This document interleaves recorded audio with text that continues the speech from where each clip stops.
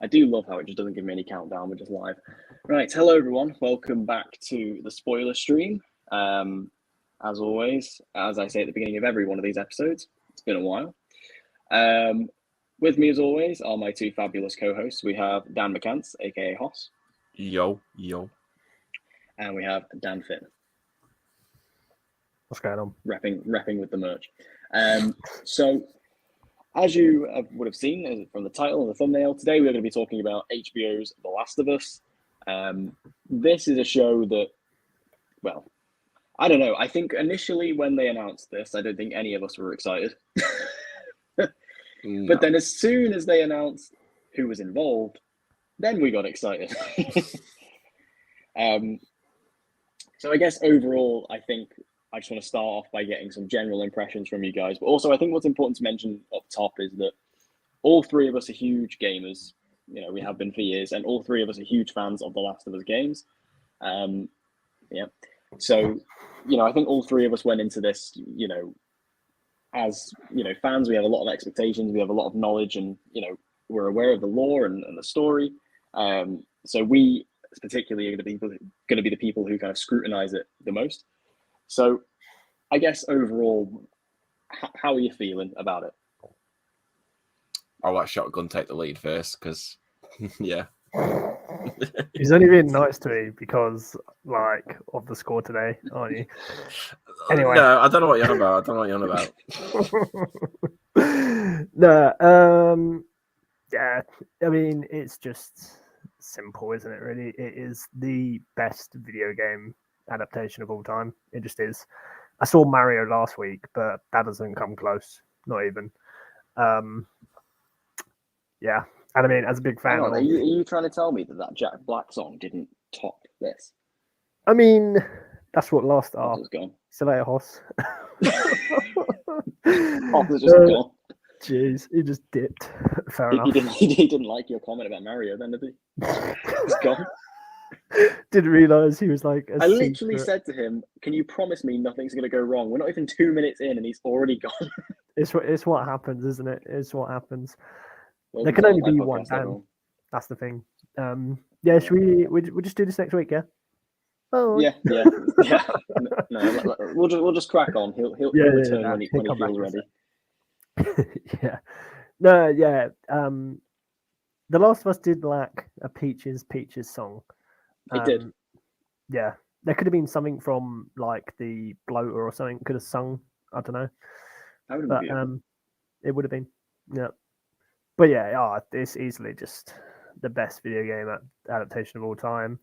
One of my favorite TV shows now, and it's only got one season of 9 episodes, which is kind of insane. Yeah. But I just feel like it was done so well that as soon as that DVD comes out, I'm buying the DVD and I'm watching all the episodes in one weekend. Yep. Yeah, no, I absolutely agree. I mean, the title of this stream, which is going to be our big question, is this the best video game adaptation ever made? So you've already answered that, and I wholeheartedly agree. I don't even think it's a competition with anything. I mean, you did mention Mario, which came out in the last couple of weeks, which is great, by the way. But this is just absolutely incredible. As video game adaptations go, you can't really get better than this. It's incredibly close to the game. It's incredibly faithful, but it also does things new and different, while also not compromising the source material. We will talk about that. I have got a list of things that they sort of did differently, and we'll discuss that. But I just think that this show was perfect. Spoiler alert, I quite literally have no negatives for this show. Personally, there was not. I can't say anything that I didn't like about it. Every single week was just. I mean, it was emotionally traumatizing and distressing, but also wholesome and beautiful and lovely to watch in a weird way. I just think they absolutely fucking nailed it. And as a fan, I'm not going to bring up Uncharted too much on here because we've already got a whole stream discussing it, but I have my issues with that. I don't have any issues of that regard with this show. And also, like you said as well, this very quickly became one of my favorite all-time shows. And that's quite a big statement, given the fact that we have only got, like you say, one season consisting of 9 episodes. To like give you a comparison, I only really said last year after season 3 of The Boys that it was like one of my all-time favorite shows. This did it in like one season, which is insane. And I mean, I love The Boys. It just, I wasn't really prepared until season 3 to say that it was like an all-time favorite, but The Last of Us is up there. And same as you, I will be buying that Blu-ray 100% when it comes out. Gonna try and get that Steelbook ideally, but I want that. Like, I've got my dad watches it, my aunt watches it. So many people at work watch it who just had never played the games before and have said that it's amazing. Like, it's like beating so many records. It's gonna like get so many awards. I think it's already won a few, hasn't it? It's insane, this TV show, to be honest. I just don't even know. Like, I got a page of notes, but whenever I go to talk about it, I kind of just like my mind just forgets everything, because I feel like it is just perfect for the season, in terms of what it did with being such a big fan of the games, and just looking at adaptations before it and just where they haven't been as faithful and things like that, and how this show just did it. And even though it changed some things, which we'll probably talk about, like episode 3 and stuff, it did it in a way where, as a fan, I was just like, okay, I'm not even mad. Like, there's it's not even a negative. The one gripe that I have is just the lack of infected, but we can come to that later on. That as I started to watch it and get further and further in, it didn't really bother me. And I mean, my whole thing with the infected is that obviously, one, it's budgetary, but also when you're doing a game to a TV or game to a film translation, like what you've got to remember is that the infected in the game are kind of more so there just to give you something to fight and to give you something to do. Whereas when you come to a TV show, it's a lot more about the character.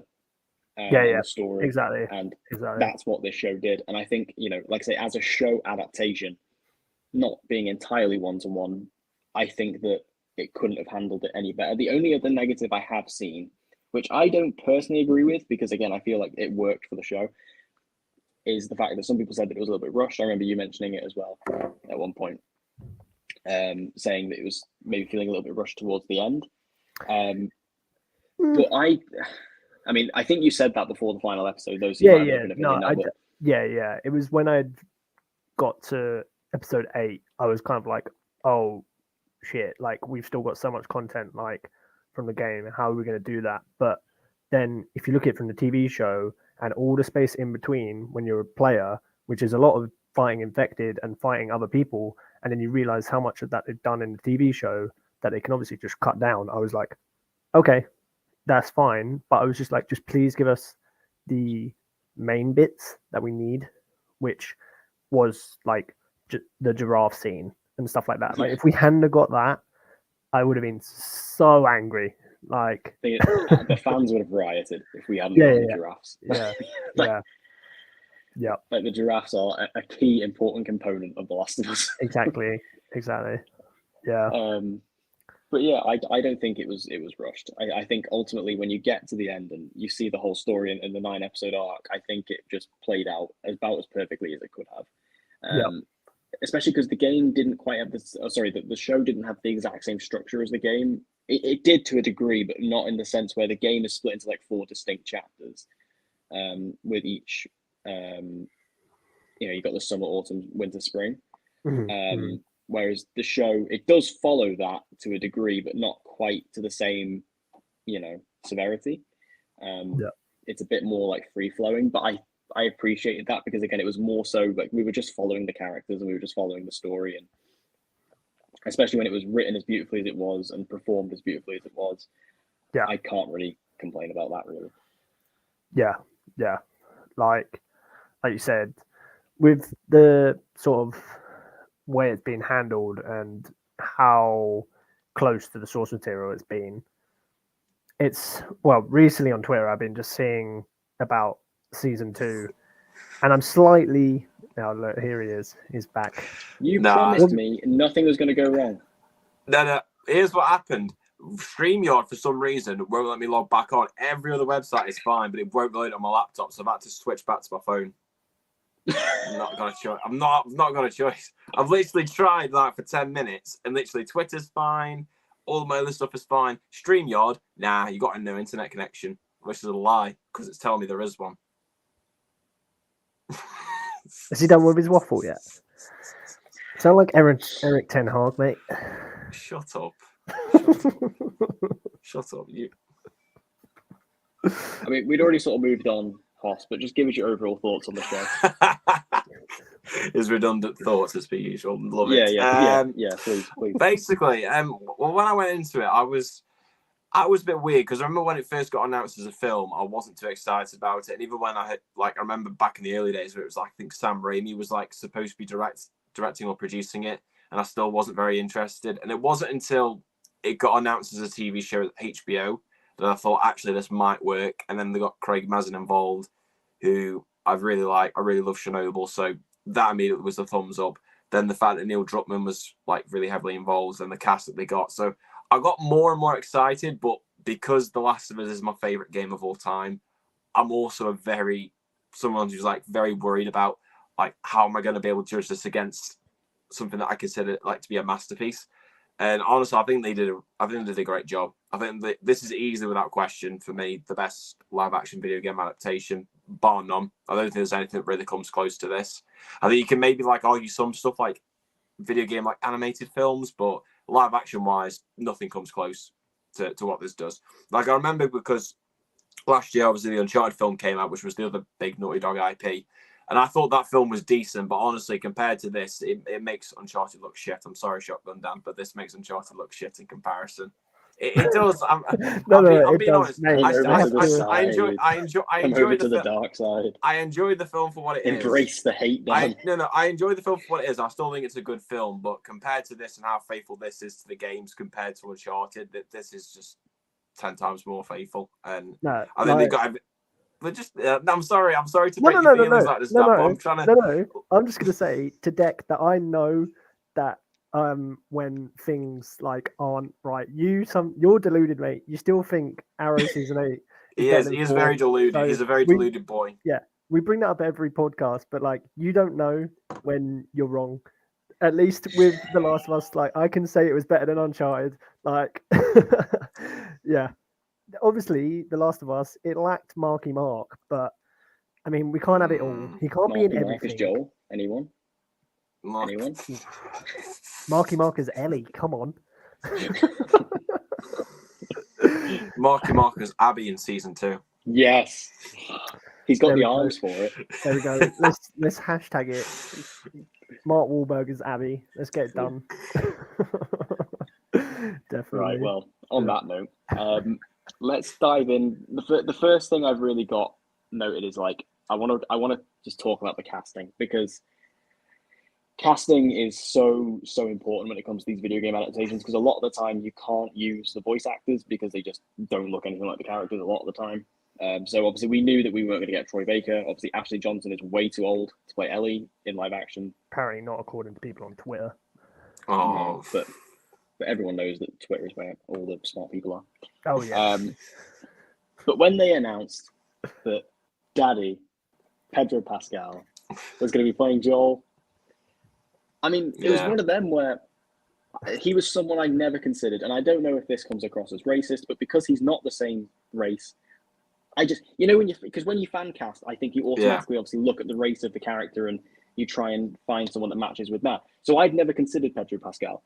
But when he was cast, immediately I was like, The thing is, I didn't even fan cast him as Joel, because the only thing we'd seen him, or really that I'd seen him in, was Mandalorian, and half the time he's got a mask on, so I just never really seen his face too much.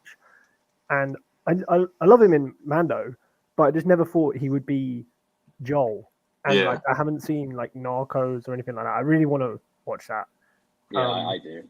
But yeah, I'd never sort of fan cast him as that. I can't remember who my early thoughts were. I know who mine was. Mine was always Hugh Jackman, but that was an obvious I mean, one. yeah, that was never incredible. going to happen anyway. Yeah. There were a few ones that popped up. Like I remember, Nicolaj Coster-Waldau was one that came up quite a lot. Yeah. Who played Game of Thrones. Jamie Lannister. Jamie Lannister, yeah. But yeah, Pedro was one that was never really chucked around. But when it happened, I instantly saw it and think he does look like Joel. Yeah, he does. And I mean, obviously he's shot up in popularity ever since this show came out. He's become a bit of like an internet sensation, and I love him. I absolutely love him. I think he's brilliant. He's brilliant in the show. I love him as a person, like as an internet celebrity, and just seeing him. Like, have all of you watched the SNL episode? Yes. I've seen clips. I haven't seen the full thing. Yeah, I've seen the watch SNL, the full thing. It's so funny. I really need Pedro Pascal to do like a full-on comedy at this point because he's so funny. And SNL has now officially topped itself. It will never be better than that. Hence why I have my name as a reference to that Vegans. just in case any of you didn't notice. Nice. So yeah, I think Pedro Pascal as Joel honestly couldn't have been a better casting if they tried.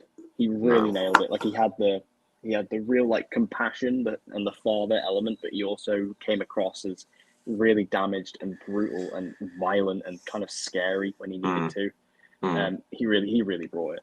Yeah, I thought he was great, really good. Because same as you, I didn't really see him as Joel, but then as soon as they did the casting, and I think especially I don't know if you remember when they first showed like the first teaser, when it was like literally 15 seconds of footage, and it was just like that little bit. I think it was like a clip of the scene where it's him and Ellie with the whole scene. It's like you have no idea what loss is. But I remember when that first showed that scene, the show, I was like, yeah, he looks like Joel, like completely. Because it was the accent as well. Yeah, it was the accent that he nailed as well, and it's just the way that they went with this Joel and the way that Pedro plays it. I think is really good. Like especially because he plays it slightly different to how he does in the games, but it still feels very faithful. It feels like a Joel that holds back a little bit more, but then obviously in the show when you see him, use his rage like the end of the first episode where he just beats that guard to death. I was just like, Jesus Christ, like that, like that is Joel, and he's amazing throughout. And the thing is that like he's very good with kind of showing restraint with his emotions, which is something that Joel does in the game, but the way Pedro does it, like in so many scenes, and then even like the scenes where it's like where you see him like laughing or crying, like it really hit me a lot more because of how great his performance is throughout, with him being shut off, like not really trying to get attached to people. And then when you see him in his performance like change as he gets more attached to Ellie, like that just felt so genuine, and it felt so much like Joel. And I thought he was amazing. He crushed it. And like I said, for someone who I never ever saw as the character beforehand, now he feels as intertwined with Joel as Troy Baker's performance does, which it's kind of mad that you can say that thing. And I mean, we'll get on to Ellie later, but I can say the same thing about, Bella Ramsey for Ellie. I think amazing job just for both of them. And they are now a part of those characters along with the voice actors for me. Yeah, no, I agree with you. I think though, like Pedro has shown an emotional side to and he called him Troll, and he put Troy and Joel together. Troll.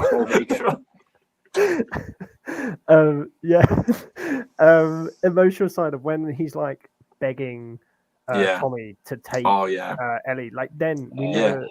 No. That was emotional. Like we never really see too much of that in the game. He is this rough sort of character in the game who you just play, and he's quite a basic action video game character, and he's just gruff, goes around killing everybody. But I feel like Pedro kind of gave that emotional side, which on TV, with the sort of extra development they gave him, really like let him shine.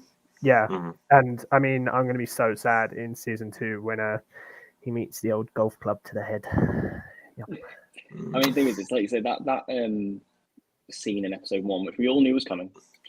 I thought, how are they going to do this? Is it going to be different? And obviously, I've played the game so many times, so we're all prepared for it.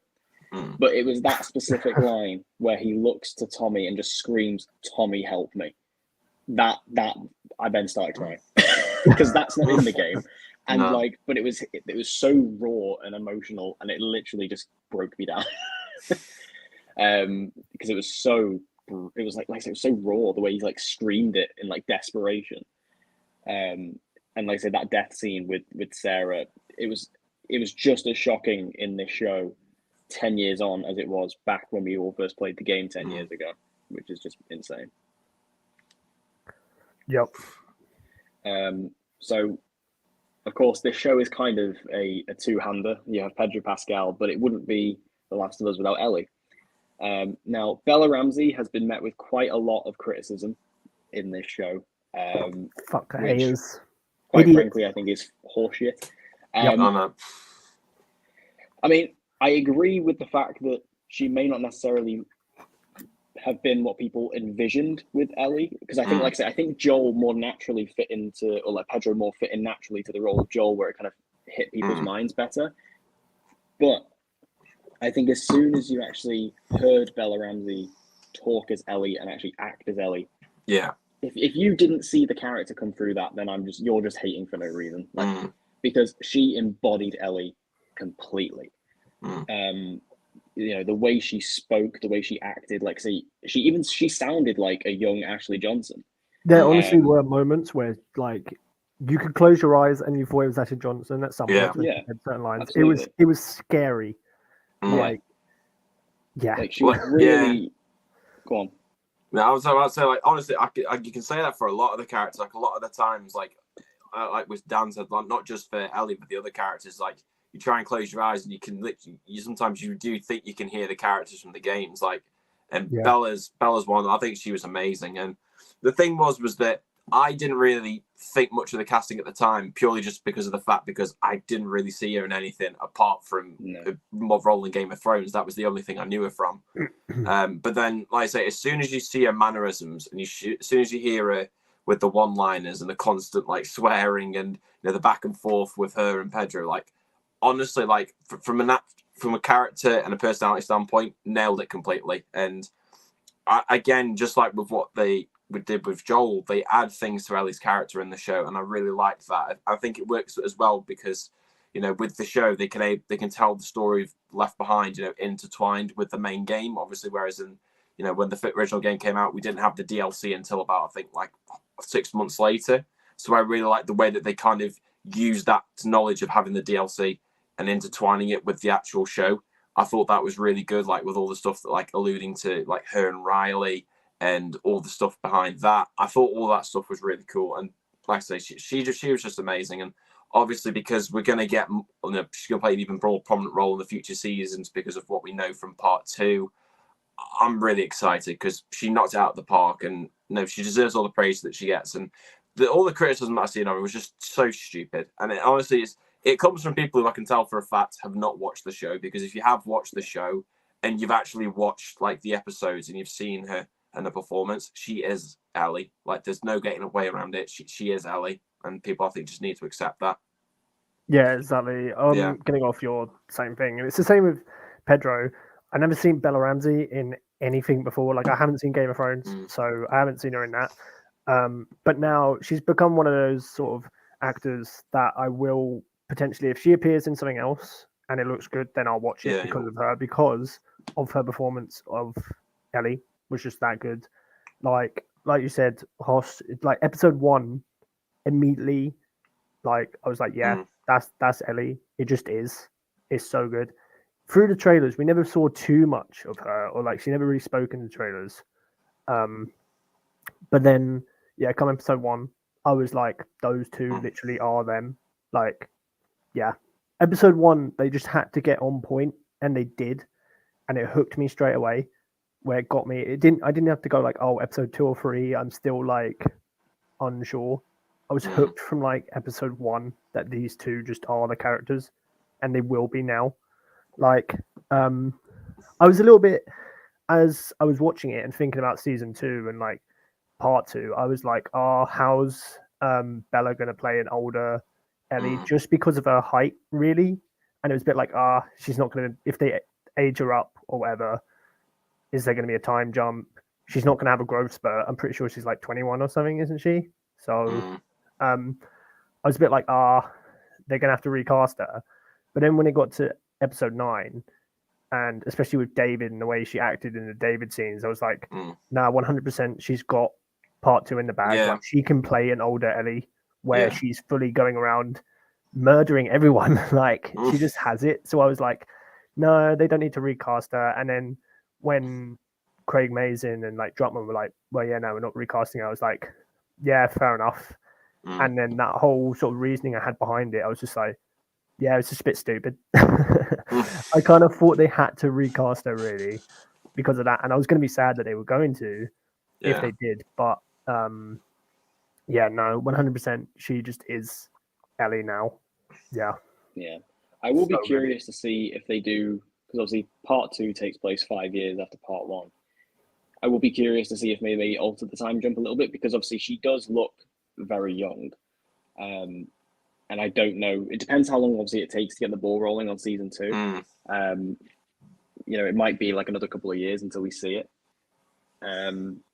So you know, in that case, she might age up a bit. But I think there is a chance they could potentially like decrease the time jump between the two yeah, I stories. think they will. It makes more sense. Yeah, it makes more sense to do it that way, because I think naturally, like Bella's performance, I think, especially you can tell the maturity of it by the end, like especially after the whole incident with David, like you can tell that is like made her more stern. So I think because of that, I could definitely buy her like playing like an older Ellie, but I definitely think this, at the same time they'll probably like change it from like a 5-year time jump to maybe like 2 years or 3 years at a push. I think that would probably make more sense.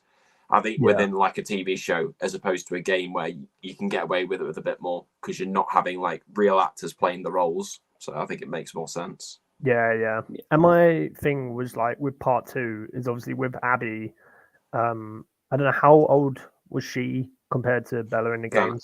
I don't know. I don't think they ever said, did they? Yeah. No, I've always gotten the impression that Abby's like a bit older. Yeah. Yeah. I don't really. Well, hang on. So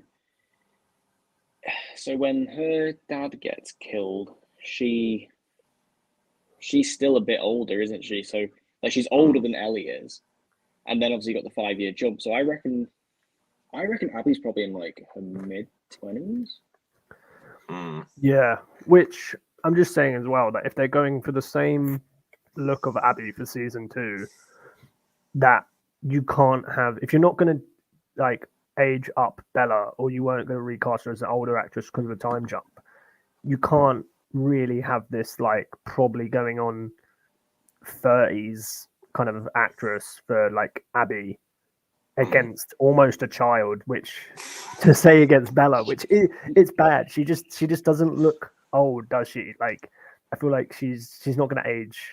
She's got the Tom Holland syndrome where they just stay 18 for the rest of their life. Yeah, exactly. Yeah. So it's made me think of the casting for Abby to sort of fit that, in that you can't have, say, I think there was the woman from Mandalorian wanted to be in it. One of the Empire people, I can't remember her name. Katie O'Brien.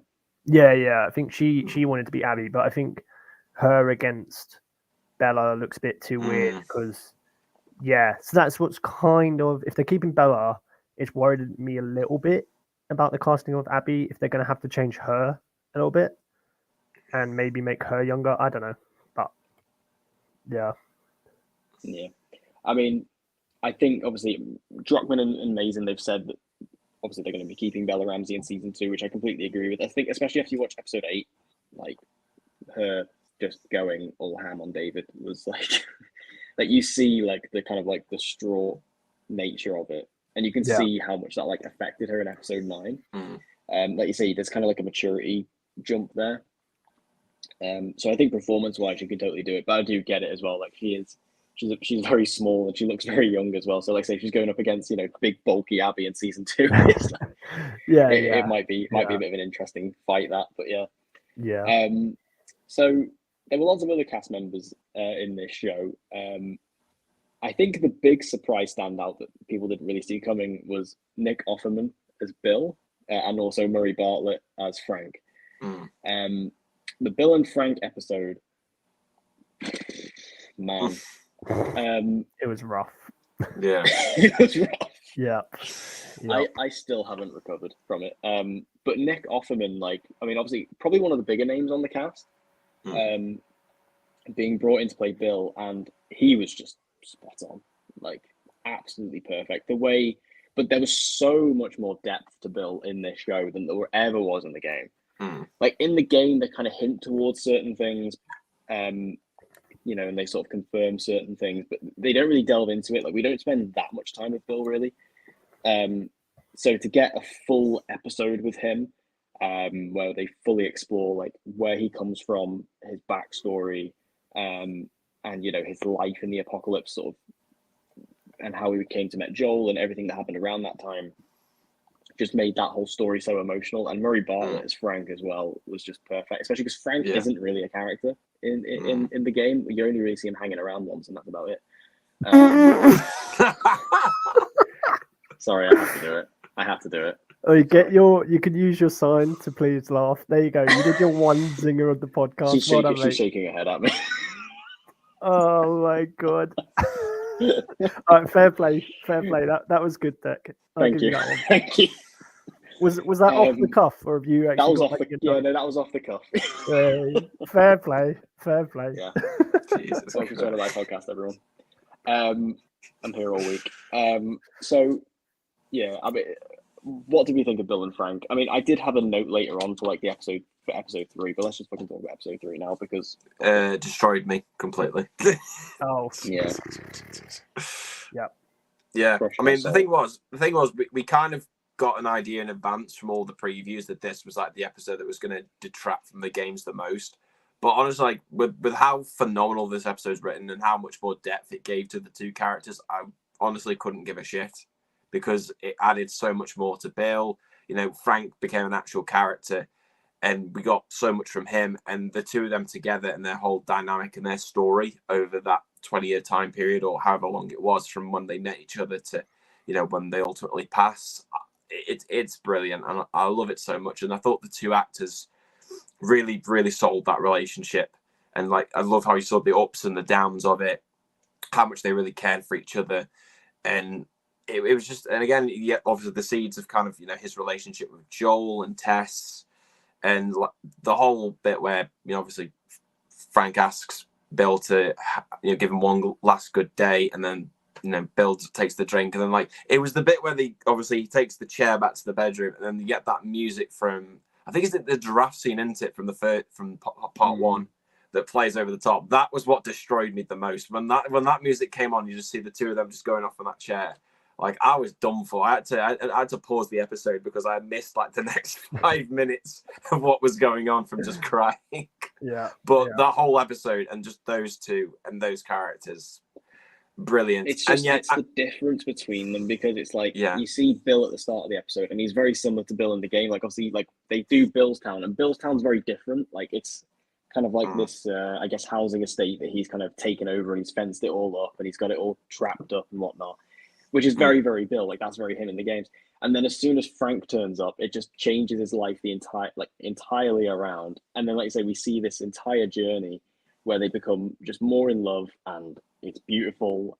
And like you say, I like the fact, like you say, they show the ups and the downs of it. Like, it's not all sunshines and rainbows. It's like, they have arguments, they have disagreements, and you see all that. And then eventually it comes to the part where Frank is dying and he just asks for the one last good day.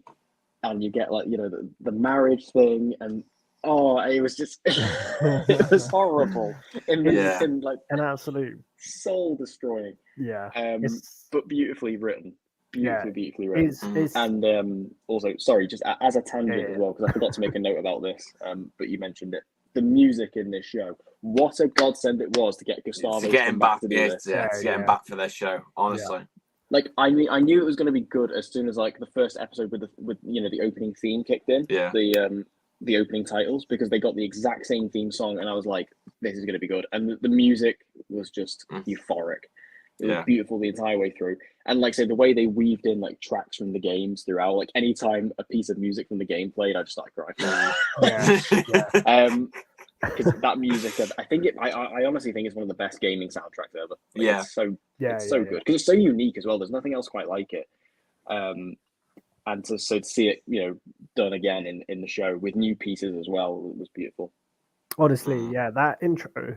If this show had been put on like Netflix or like a streaming service where you can skip the intro. If I'd have been watching that with anyone and they'd skipped it, I would have slapped them across the head. It's gone down with like the Daredevil intro music, because when you hear the bells and stuff, like I just can't skip it. I just have to listen to it. It's so good, and just have to watch it. See you later, Dex camera. Oh, Deck got that excited about the intros. Camera was just like, nope. Sorry, I was reading Dan's message in the private chat. I can't even see his message in the chat on this thing because I've got it sideways. I can't even see his message. But what a beautiful episode! Like, it's the thing that it changed so much from the game, but it was done so well that I like Hoss said, I just didn't give a shit. It was so good. Like, it was weird that new fans who had never like played the game, like there was 2 people at work were like, "Oh, episode 3 was filler because it didn't have Joel and Ellie." And it's like, I saw that online as well. Honestly, stupid idiots, idiots. And it was it's just like one of those.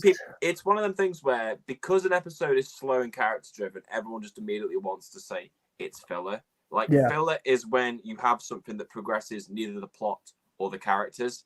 If you have an episode like this that clearly it shows the relationship between these 2 characters, it's also basically a foreshadow of the relationship with Joel and Ellie. That's what it is. Like the whole ending of the episode when Ellie reads the letter that Bill leaves for Joel, that's what the whole letter is for.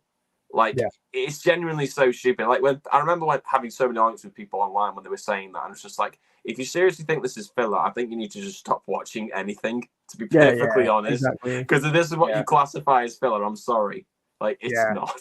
And it was just people just jumping on the woke agenda and shit like that as well. And idiots. Just saying, oh, episode 3, it's like, shut up, just don't watch it. There was people like beforehand when like Pedro was announced and when Bella was announced, they were jumping on different agendas. And I was just like, if you hated that much, why are you watching? Like, there's people making YouTube videos and reviews of every episode, but they were just hating it. Like, what makes you watch a show where you then still hate it? Like, I don't get it. Yeah. I mean, we say that, but we're all watching The Flash season 9, so. I'm about to say, if they think this is filler and it's too much for them, they can happily go watch The Flash season 9. I'll happily stick to watching. Exactly. It's got no filler in it as well. No. But like, for me, the only thing I'll say with this episode is that with there was no Bill and Ellie interactions. Like, part of the game is when they're just like bouncing off each other, and then obviously we get the whole school bloater scene in the gym like room. We didn't get that, which is kind of like, it would have been cool to see that. Because we just didn't get that in the series at all. The thing is, though, I prefer this to that. Yeah. Like, no, don't get me wrong. I think amazing. Because, there's a lot of times in adaptations where they change things and, the instant reaction is, well, that's not as good. In my opinion, this is better. I think this is better than the game. It was amazing. And, like, don't get me wrong. It's just so much, being a fan of the games and, like, seeing those interactions. Like, I was going back to watching, like, clips on YouTube of, like, what was sort of being missing and stuff like that. Or just watching random scenes from the game. And, I did just miss those scenes. But the show did it so well that I just didn't care because of how they did it. Like, it was amazing. I get what you mean in terms of like obviously the stuff that was kind of iconic to us in the game section that they couldn't do in the show. But the thing is, I prefer the story that they told in Bill's Town, especially because there's no way they could have done this in the game.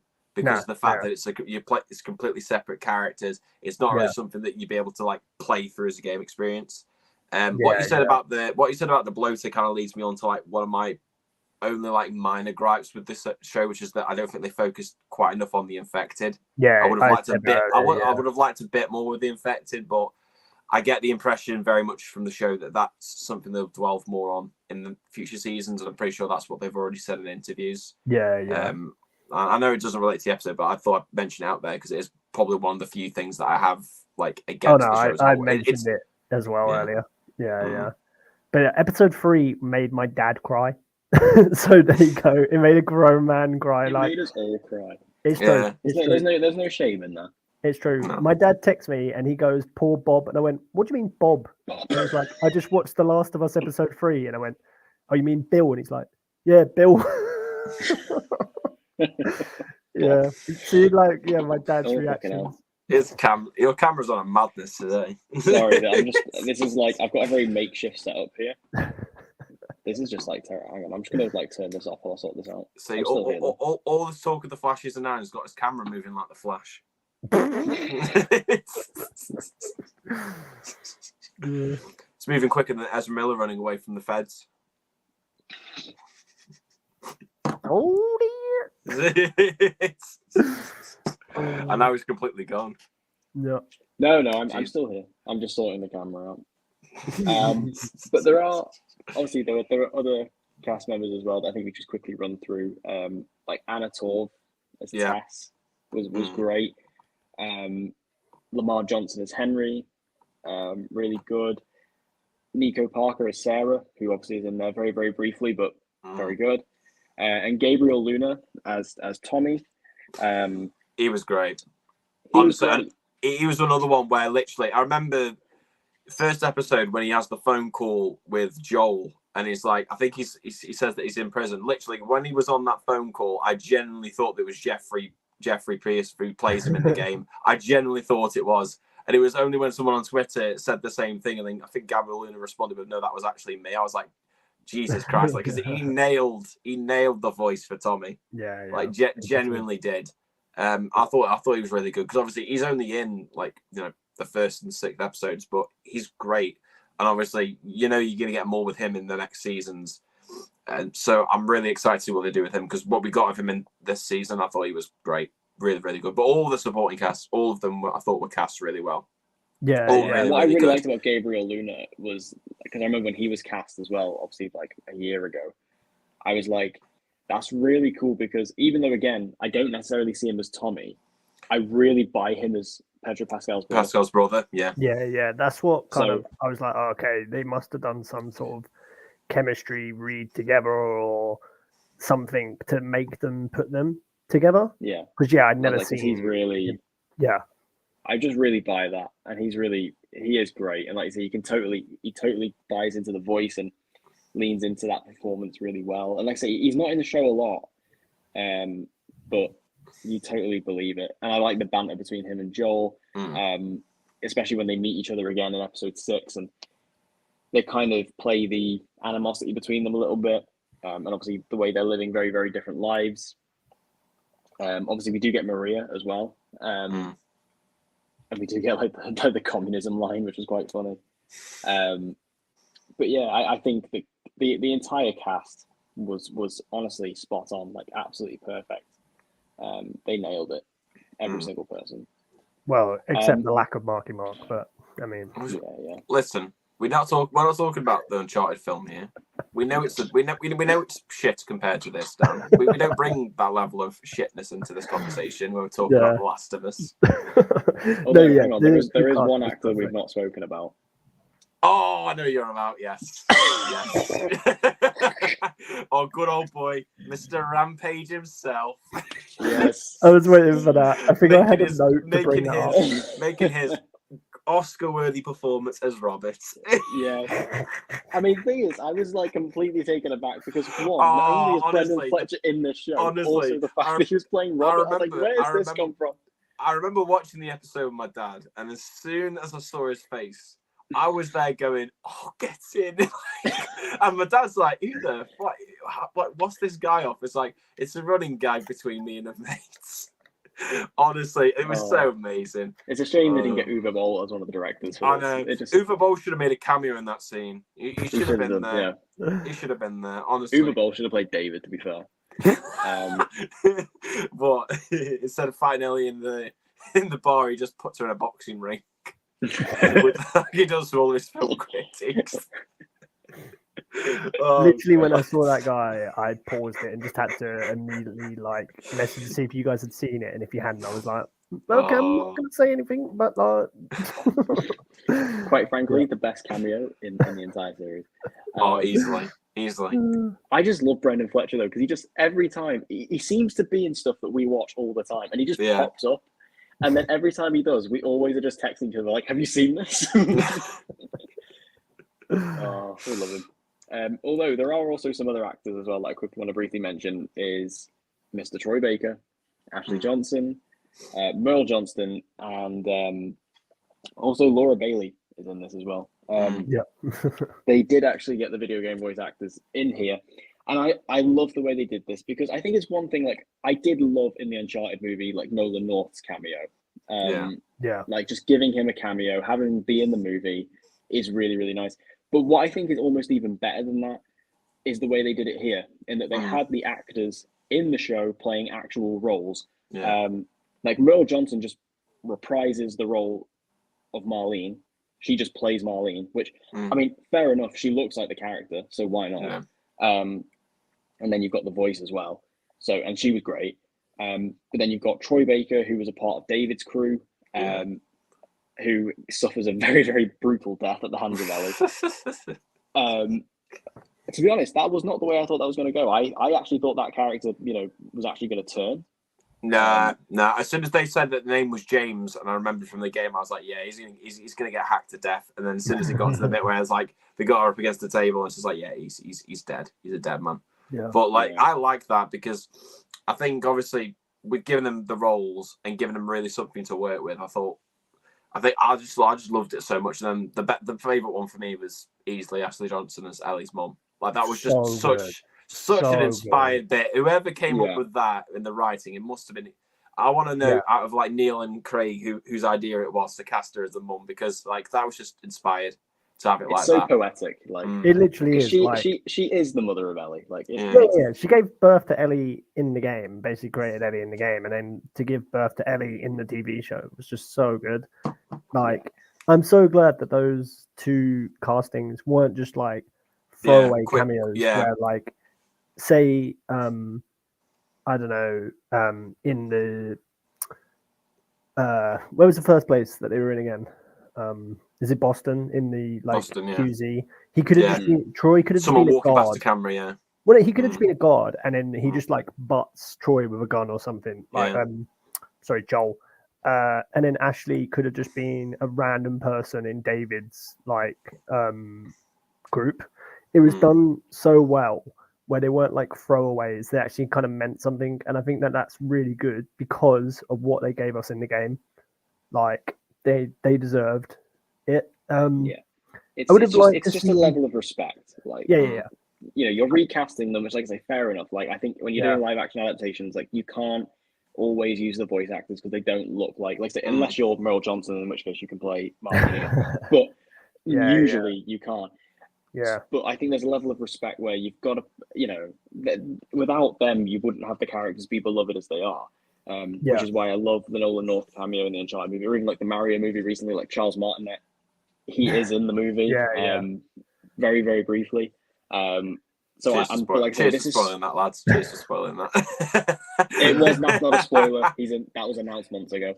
I haven't seen the announcement. It was when they actually announced the cast, they said Charles Martinet's in it. Well, I didn't know. But I mean, sorry. I would have liked. Sorry, I've got no intention of seeing it. Why?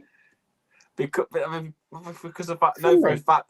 know for a fact that if I go into the cinema and watch it, it'll be the same case I had with the Sonic films, where it's like it's just me and then it's a cinema full of like 5-year-olds. See, this is where you're going. This is where you go in opening night in IMAX. No kids. Which go really late as possible, and then all the kids have just been put to bed.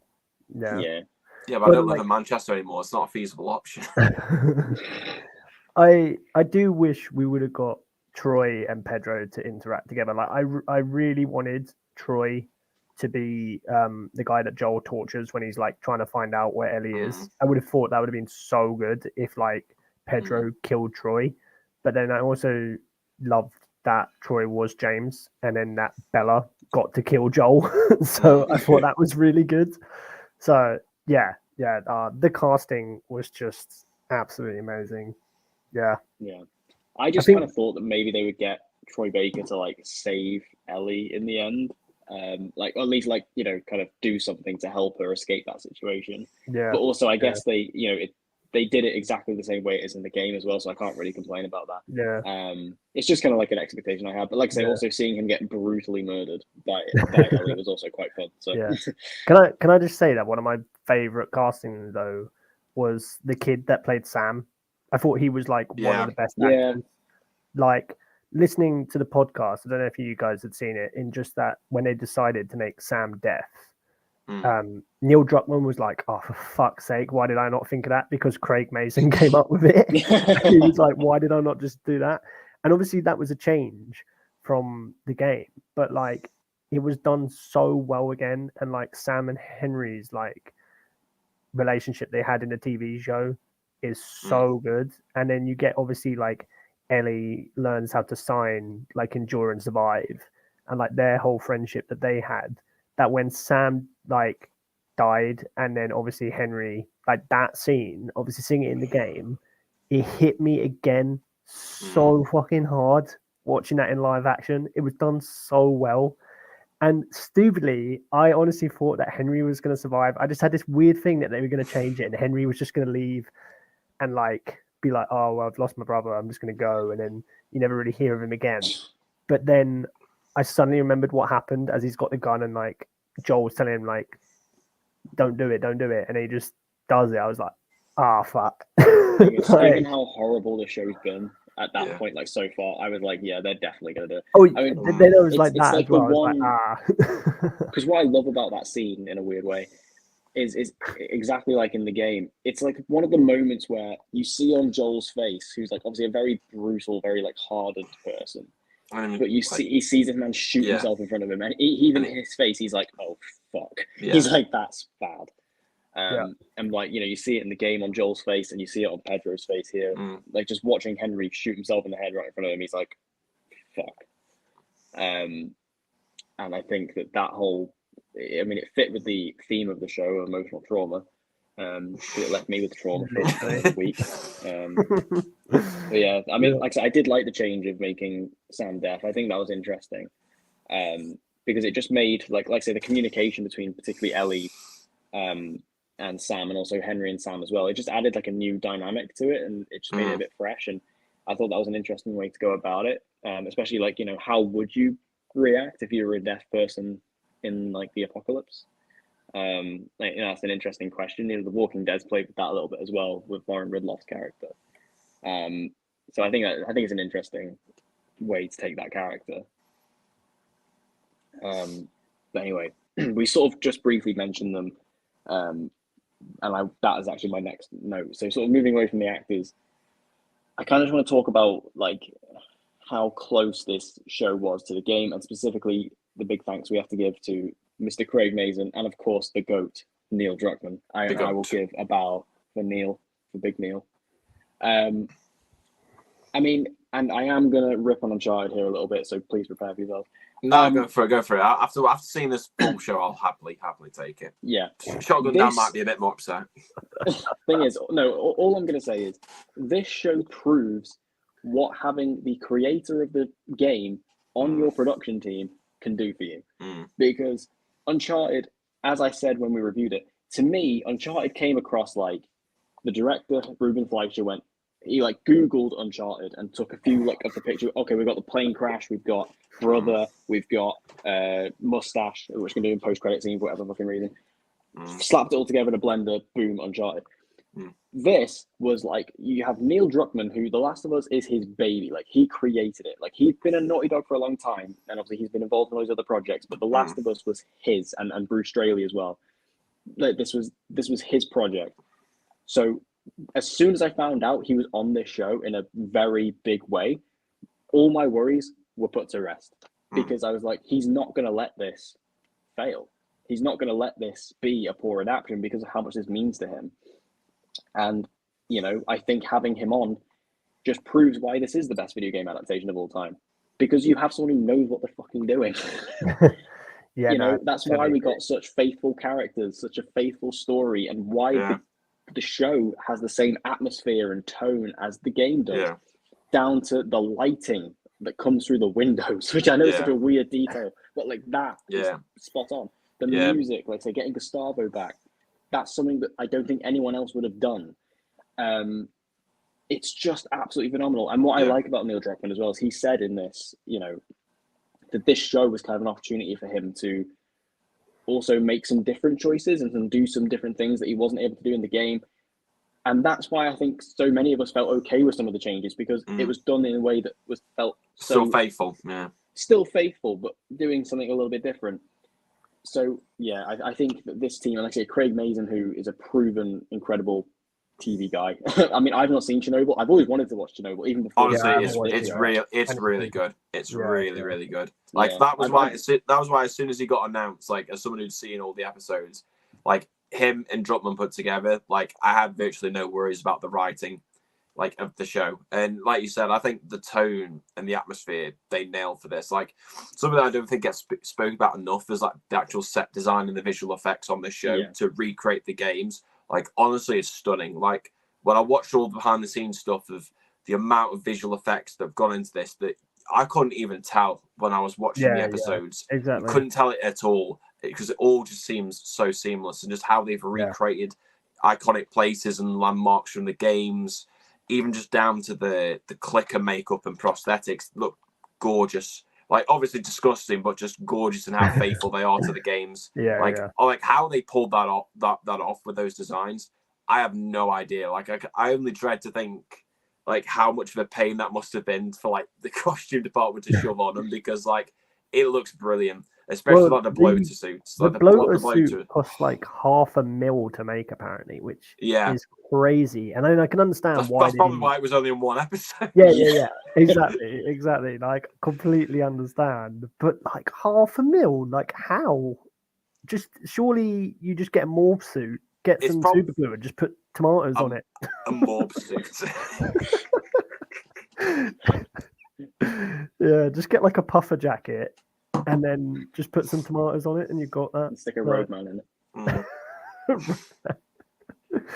Yeah. But no, honestly, like it's not hard to make video game adaptations. Just get the people that made the games and wrote the games to do it. Like with Uncharted, with the movie, then like I don't even think they had many of the creators on it, did they? Like Neil Druckmann, I believe, went on the set once. Yeah. I think which was probably.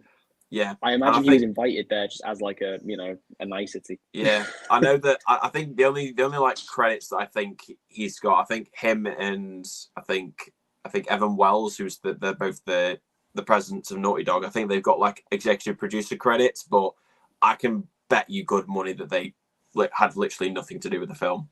Well, yeah, like I mean, Amy executive producer can literally mean anything. I don't think even Amy Hennig was credited as executive producer. No. Well, Amy Hennig is like, well, I mean, she's long gone from Naughty Dog. We all know what happened with Uncharted 4. Like she's long gone, and she's certainly not credited, which is a shame because I mean, she, what Last of Us is to Neil Druckmann is what Uncharted is to Amy Hennig. Yeah, exactly. Amy Hennig is, Uncharted was her thing. It's just Neil Druckmann kind of and Bruce Straley took it over for Uncharted 4 once all the kind of shit went down in the middle. But yeah, it does just prove that you can get such a authentic experience because I've seen some other video game stuff recently that has been good. Like I really like the Sonic movies. I think they're really good. I personally, I can't really speak to this. I'm not really a fan of the game franchise, but I really like the Mortal Kombat movie recently. I thought that was fun.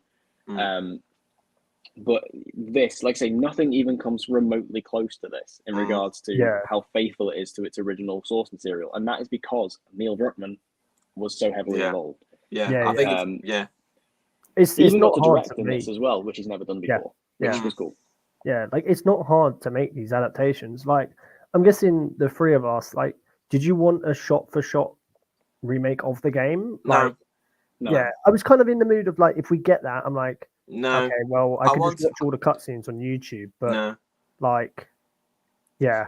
No, I think I wanted like, obviously, didn't want it shot for shot because, like you say, it kind of makes it a redundant experience. Because it's like, well, if it's shot for shot, no offense, I'd rather play it and have that sense of immersion than, just watching something that I've got no control over. But I think obviously, I think they knew exactly when to be really faithful in terms of like shots from the games and when not to. Like Exactly. even down to Yeah. the stuff in episode 1 where you've got the stuff in the car and it's like you see Oh, all yeah. the cars going That- past, and I'm like, That felt literally, like I a video remember, game cutscene. that was that was probably like the moment where when I saw that in episode 1, I knew this show was going to be a 10 out of 10. Yeah. Because as Yeah, soon as yeah. I saw that, and it was like, the fact that they've paid attention to detail to stuff like that tells me that one, the people involved, like Neil Druckmann's involved with this, and two, that Craig Mazin, who's the other showrunner, is clearly a fan of the games. Because Yeah. no offense, but like the Uncharted film did not have a sequence anywhere near like that in terms of like a homage from someone who clearly has played the games. Like I can guarantee all the money in the world that whoever was credited for writing the Uncharted film has not played any of the all of the games. Probably none of the 4 writers who probably wrote that film. Yeah. No. Like, that's how much they put into it. Yeah, I didn't want like a shot for shot.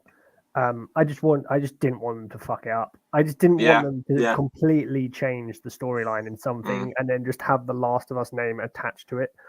And I mean, even though we've all played the games, when it came to each episode, I would mute all the hashtags on Twitter because I didn't want just a picture or anything to pop up where like I wanted to experience it for the first time again, watching it by myself. I didn't want somebody on Twitter to post a picture of Sarah dying, like, and those scenes. I just wanted to experience it the first time myself.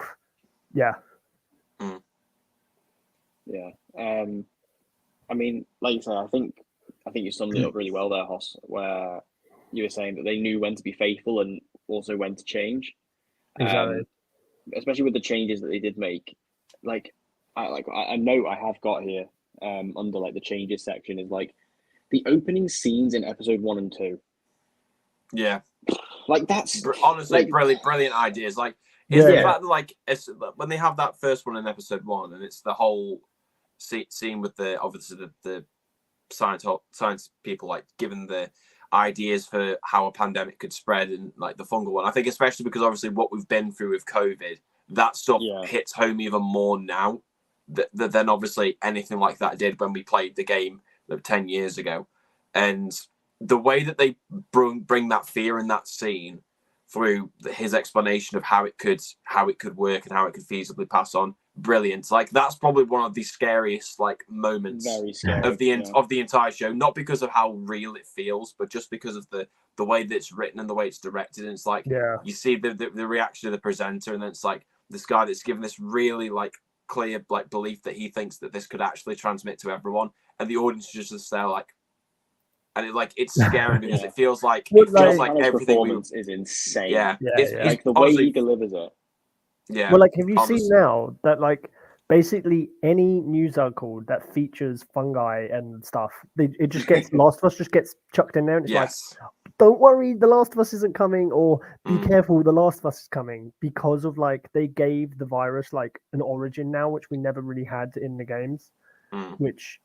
Yeah, like it's scary. That's what the TV show did. It added to the extra lore of the game that when you go back and play it again, you just start to think about those a bit more, and it add more to your experience. And yeah, it did so well, like on that. That's the thing. Like they did add so much lore. Like, and I know there are certain things that they've changed from the game that are very hard reset, but like. There are things like say in terms of like the origin of the virus, like the thing that went into the flower and all that. I kind of just consider that as canon now to the game. Obviously, the stuff like Bill and Frank, like Bill obviously dies in this before Joel gets there, but you know stuff like that, like the little details were great, and like I say, it's John Hanna's performance. It's so scary the way he delivers it, and it's the music. It's really eerie, and you can see everyone in the room is just listening and just getting more and more frightened the more he's talking. And it's, because it is one of the things, like a lot of people realized after the game came out that this virus is a real thing. It just currently exists with ants. And they mention that in the show, but they're saying about how it could transmit to humans. It's great. And then also you got like the opening scene in episode 2 as well. Was also really scary. And like I say, these are things that are just not in the game whatsoever. But they added them in And I think those scenes, because we didn't really get anything like that after those first 2 episodes, which I think is a shame. But I think the reason those scenes were added as well was kind of not necessarily for the game audience, but more so for the newcomers to kind of get them in, and to show them what this is going to be like and what the threat is. And in my opinion, I don't think they could have established the threat in any better way in episode 1, because what was brilliant about it, about establishing the threat, is like you don't even see the threat. It's just you have this one guy talking about it, and in that like 5-minute opening sequence, you're just like, well, I'm scared. And you don't even see it. You don't even see an infected. You don't see anyone die. It's just this guy like, yeah, this will fuck the world over. Yeah. In terms of change, cost as well. Sorry, it's just coming out of COVID as well. It was so reminiscent. You have scientists talking about this thing, and nobody's really taking them seriously. Nobody believes it, and then obviously we went into a global pandemic. And it just makes it so much more real, and like I say, it hits so much harder to home when you realize that this is very real. Yeah. In terms of like changes, then, because I got this on like my notes, is the big change in the story is Joel being stabbed with a baseball bat instead of being impaled. See, I found that was quite a big change. I don't know about you guys. I didn't really view that as a huge change. I mean, let's be this way: you get something shoved through his stomach either way. So it just felt a little bit. It just felt like a little bit anticlimactic that when you realize he's been stabbed, they was with a guy with a baseball bat, rather than the whole he landed on a like rebar, and you as the gamer are like, oh shit, like yeah, I don't know. That for me, I guess it's just because of the way they did it in the TV show. It felt a tiny bit anticlimactic compared to the game. Yeah, but I think if they were to recreate the fall that he had from the game in the TV show, no offense, he'd probably either be dead or he would have had every bone in his body broken, as well as a piece of rod going through his stomach as well. That's probably. I get what you mean. I think it's probably because it is quite an iconic moment, because I think we all remember how shocked we were when that happened in the game when we were playing through, and we're like, what the hell's going on? What's going to happen? The TV show felt more human, I think. So the fact that such a small thing caused that felt more realistic, I guess. Yeah. So, yeah. I mean, I think it worked for the TV show. It was just one of those changes where, like, that shocked me in the game, and I was kind of... That scene for me, the whole, like, lab university, for me, wasn't done as well in the game as it was in the TV show. Like, that bit felt a bit rushed. Yeah. There just wasn't as much in the uni in the show. Yeah, I don't know. It's just me. Yeah, but I think it's there are because certain what me and things you were like talking about, Deck, about the fighting humans is that's Yeah. put in the game That's what I was so gonna say. that users don't get bored of just dialogue after dialogue. But in a TV show, dialogue is what like will keep people watching. So that's just how they did it for that. And it's you have to do it within, say, 45-minute episodes. So yeah. I think, like you just said, I think the uni section in particular is like it's very gameplay heavy. Yeah. So they kind of just trimmed all that out and just kept the important bits. Which, like I say, when it comes to a TV show, I don't really mind that, because realistically, in terms of you actually walking around the uni, it's kind of mainly just you fighting the odd people and searching for scraps. So it's like there's only so much you can take from that. Yeah. There's also not enough of Joel just like searching through cupboards and drawers looking for scraps in this. He also doesn't make a single Molotov cocktail, so instantly a 0 out of 10. Right? There was no like workbenches or anything. Like not even. I'm surprised they didn't do that, to be fair. Yeah. Like, he doesn't ever like whip his backpack off and starts like crafting shit. Yeah. Well, that's the thing. When he like got stabbed with a baseball bat, you just fully expect him to just start going like this and wrapping up his arm, even though you've just been shot in the chest. It's like, wait, what? Yeah. He also doesn't die as much as I do. Don't say that. But yeah, I think another big change, and this is more of like a completely new character they added in, was Kathleen. Which I remember her being in the marketing and everyone was like, who's this? So this is a completely new character. And also, like, again, this added a bit more depth to the kind of mercenary groups that are throughout the game. They're not really a big part of the game, to be honest, but you do see them here and there. And this character, Kathleen, she kind of she's very tied into Henry and his story. But I thought she was great. She's from Yellow Jackets, Melanie Linsky, I think her name is. But yeah, she was great in this, like a really cool addition. And also this is where I completely forgot to mention him, but Jeffrey Pierce, who plays Tommy in the games, he's with her crew as Perry, who was also a very cool character. Like, say, these just these new additions that aren't in the game at all, but they just added a bit more depth to the world, and especially like to Henry's story as well. Yeah, really cool. And again, just chucking Jeffrey Pierce in there, I'm not going to complain. Yeah, As he looks magnificent in this show.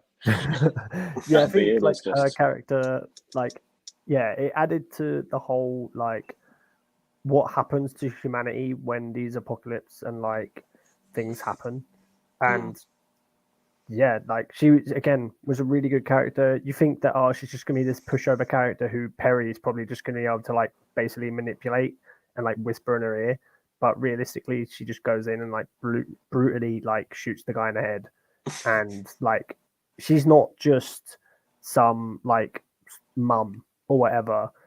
Like, yeah, it kind of reminded me of Walking Dead, the last villain in the last season. I know you're on about, yeah.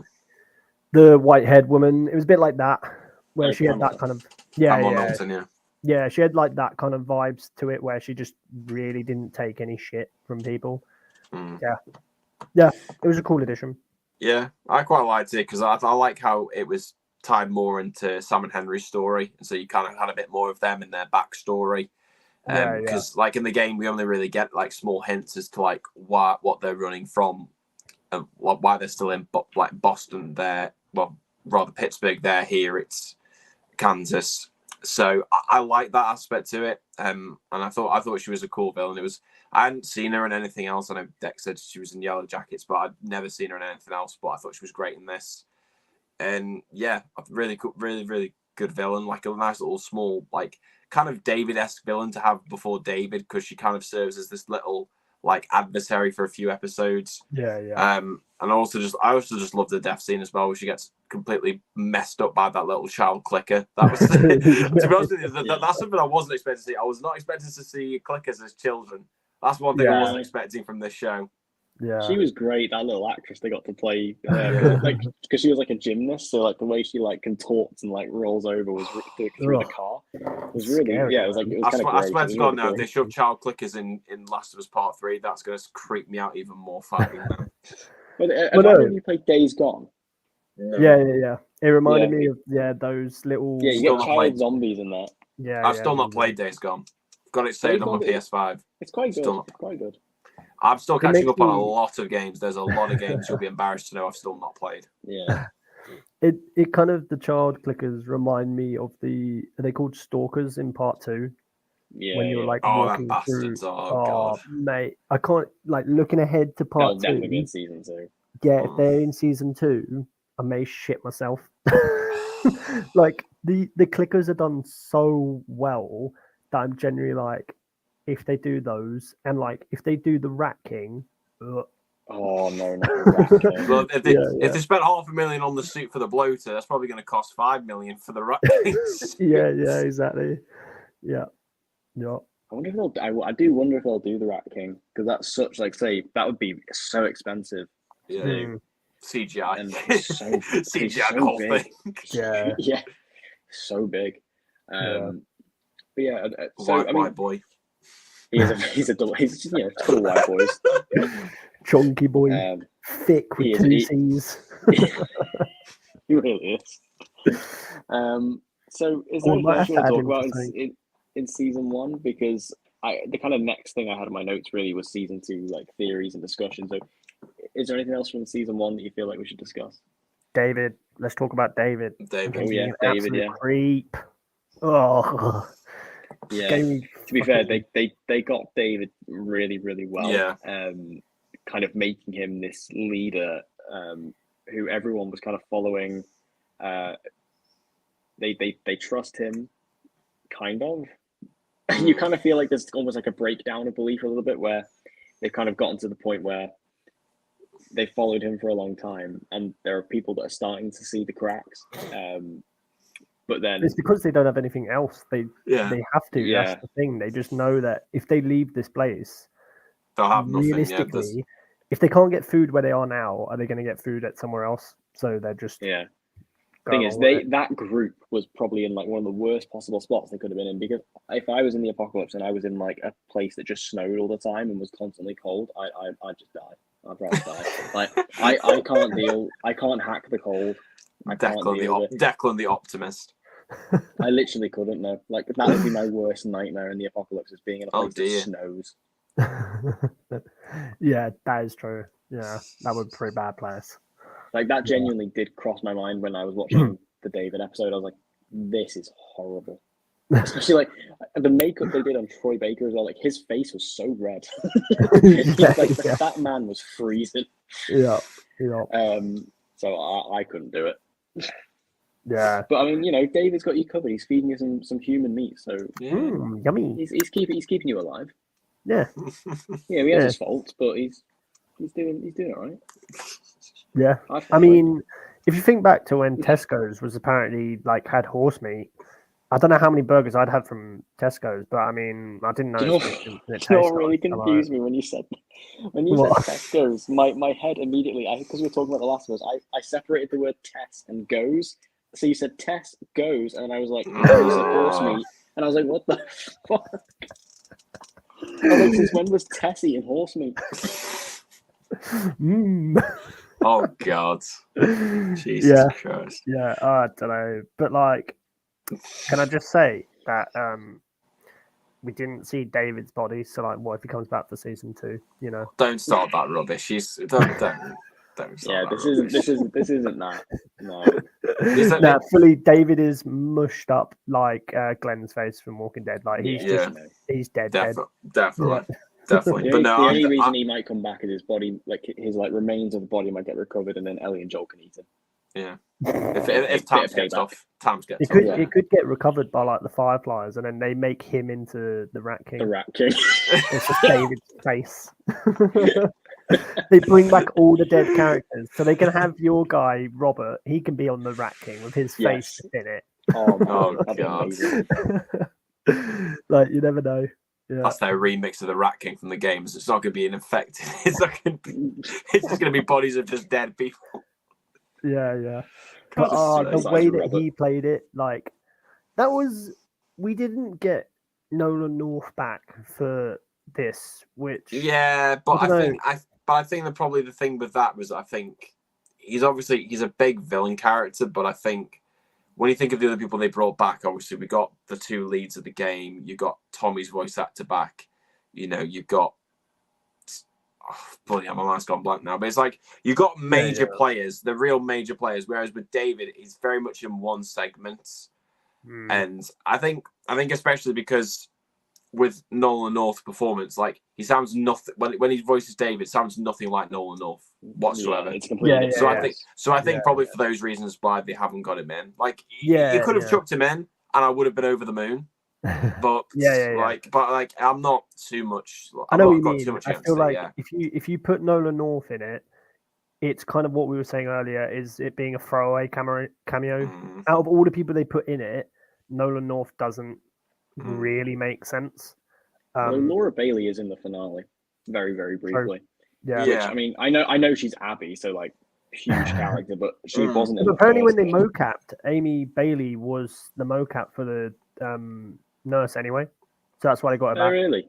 Yeah. So that's quite cool. Yeah, so I know that. I think as well she did a lot of the voices for the multiplayer as well. Laura Bailey. Yeah. Makes sense.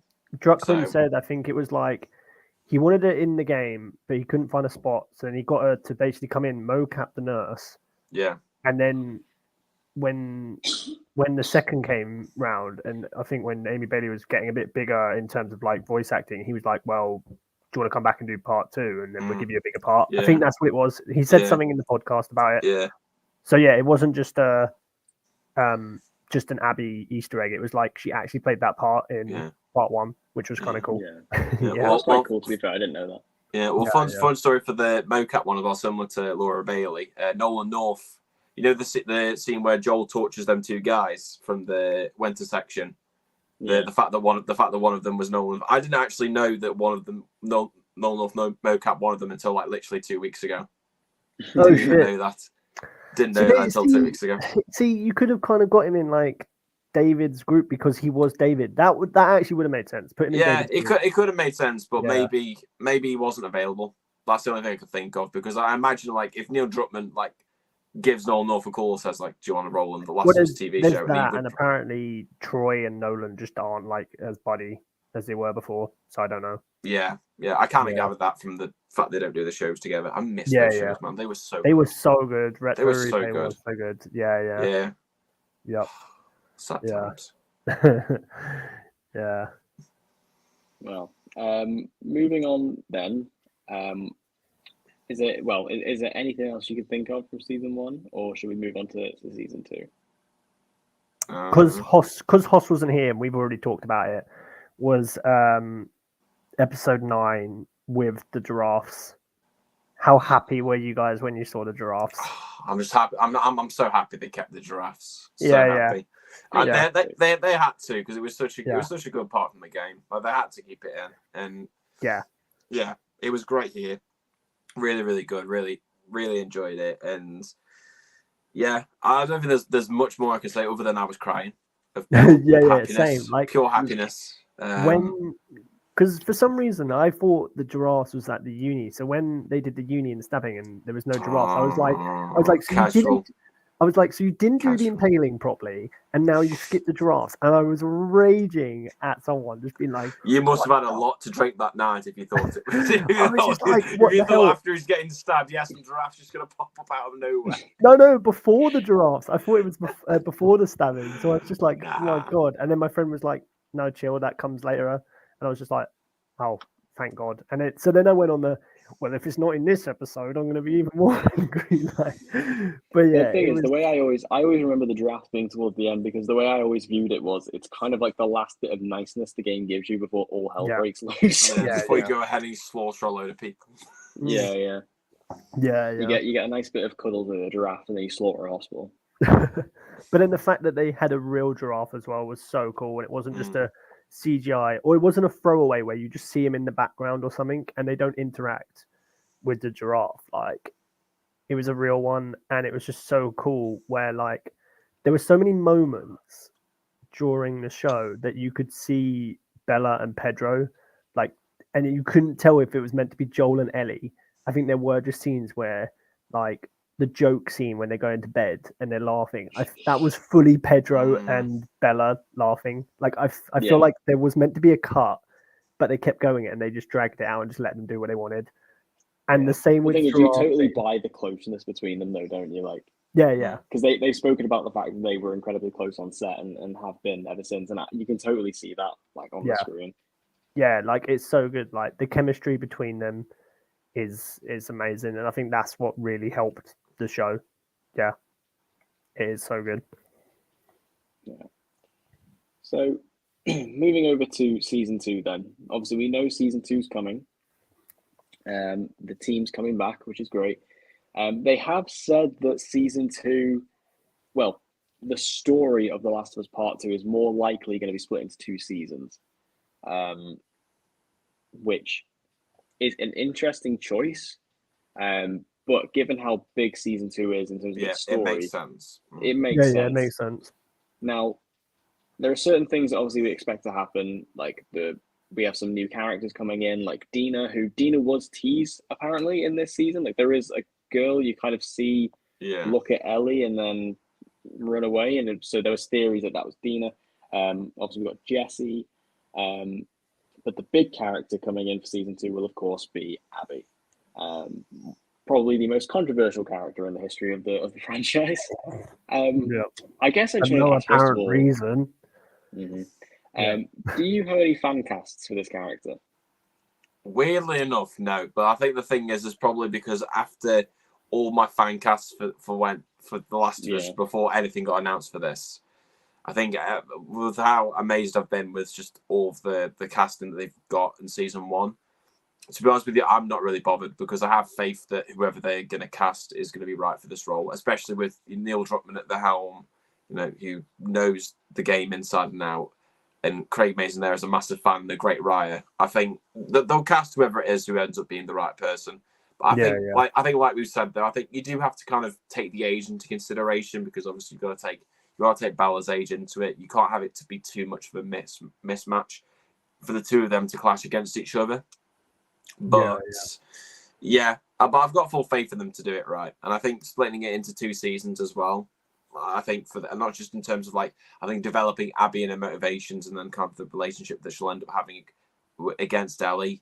I think it makes more sense because I remember when I played part 2, and one of my few criticisms with it is the fact that it is quite long because it is essentially you playing 2 games. Yeah, and. Yeah. I know it works for some people. It was a bit of a detriment to me. It's one of the few things I have against it. So I think the decision to split into 2 seasons, I think is going to be good either way because I think it's going to allow them to do that game justice and potentially to be able to really delve more into Abby's character and motivations. But as casting wise, I don't really have anything. I've seen a few floating around online, but I wouldn't be able to list the names off the top of my head. But yeah, I've full faith in them to. You're saying obviously you might need to take age into consideration when it comes to casting Abby. So I will throw in a casting which I've seen online, which I think is perfect and kind of matches up with Bella. Exactly, what you're probably going to say. Go Greta for Thunberg. Wait, no.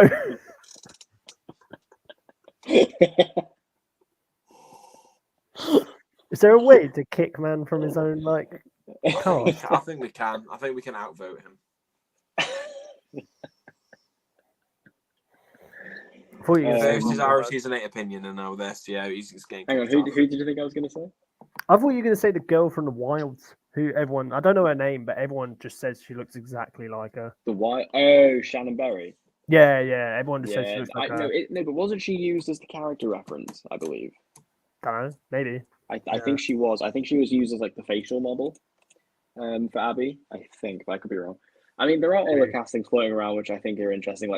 We mentioned her earlier, but I think Katie O'Brien from The Mandalorian, I think she's a pretty good get, to be honest. Apparently she went for it, and it's apparently already been done. Oh, really? Well, I think she does look like her, and she's quite well built as well, which obviously is a big component of Abby as a character. She's very muscly, so she has got that. I have seen people talk around Florence Pugh as well. I mean, I love Florence. That. If they got Florence Pugh. Thing is, I don't know if she doesn't see it. Nah, she doesn't see it. The only way I can sort of see it is early Florence Pugh when she was in Fighting with Her Family, which is a really good wrestling film. It's really I could see that era, but I can't see it now. Nah. No, I think she's a bit too old as well. Nah, completely agree. I do like Katie O'Brien though. I think that's a good shout. I do have one for Dina because I don't think the Dina we saw is going to be the Dina we get. I feel like they could go unknown. I don't know who that person is, but I feel like because of the success of the show, they're going to probably get someone semi-successful that people know because it's a character that us from fans know, and there's a lot of people that love that character. They get somebody that is somewhat known. And my cast, because based off Bella, if they're going to keep her and the same sort of size, is Jenna Ortega. I think could be decent as Dina. But she's obviously going to be with Wednesday on Netflix, so she's probably not going to jump ship. But I don't know. I just saw from when I saw Scream, she's got that same sort of vibe. Yeah. I don't know. Yeah, I could see that. Yeah. I mean, I don't know if they'll maybe. Because the face model they used for Dina, I can't remember what her name is. It's Cassandra. I know what you mean because I've seen it everywhere on social media. Yeah, she literally looks like Dina. Yeah. I don't know if they'd maybe get her, but again, I think she's probably she'd be a bit too old. I think. If matching it up with Bella Ramsey, you've got to match it with Bella, so I don't know. And then, like I say, we've also got Jessie as well. Which I think there's a lot of cool actors you could get for Jessie, to be fair. I'm just sort of thinking off the top of my head. Maybe someone like Max Huang, he was actually in the Mortal Kombat movie. He played Kung Lao. He could be a cool choice. There's also, I'd tell you a character I really hope to bring in is Manny from part 2. Mr. Neil Druckmann himself. Yeah. Imagine if they actually cast Neil Druckmann. That'd be brilliant. Yeah. That'd be great. Like Manny's a great character. I love him. So I do hope he's in there. But one thing that I just thought of in my head now when we're talking about the fact that it's going to be split, into like 2 seasons potentially, is the fact that part 2 as a game actually does lend itself structure-wise to that, because obviously you kind of have 2 sides of the game. You've got the Ellie side and then you've got the Abby side. And obviously and they're both structured into like day 1, 2, and 3 for both the characters. So that could actually work. They could do it in a way where season 2 is going to be Ellie day 1, 2, and 3, and then season 3 will be Abby day 1, 2, and 3. They could do it that way. I think they'll get a very, very, very similar reaction though to what they got to the game if they do it that way by the time they get to season 3. Because it will just be boom, it's Abby now. Which obviously is like part of the reason why part 2 is so controversial. But yeah, I think that's cool.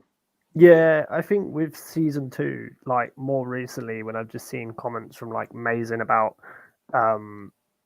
he's not scared to kill people off, and him and Druckmann don't feel that they're like held in chains to the story, and they're not afraid to change it, which a lot of people like with it being Pedro now and him being so huge and having that face to your show is going to obviously like gain audiences that if they follow part 2, and as we know, Joel dies, but it's not even that big a deal because Joel still shows up in part 2 in all the flashbacks. You're not he's losing still got a presence, hasn't he?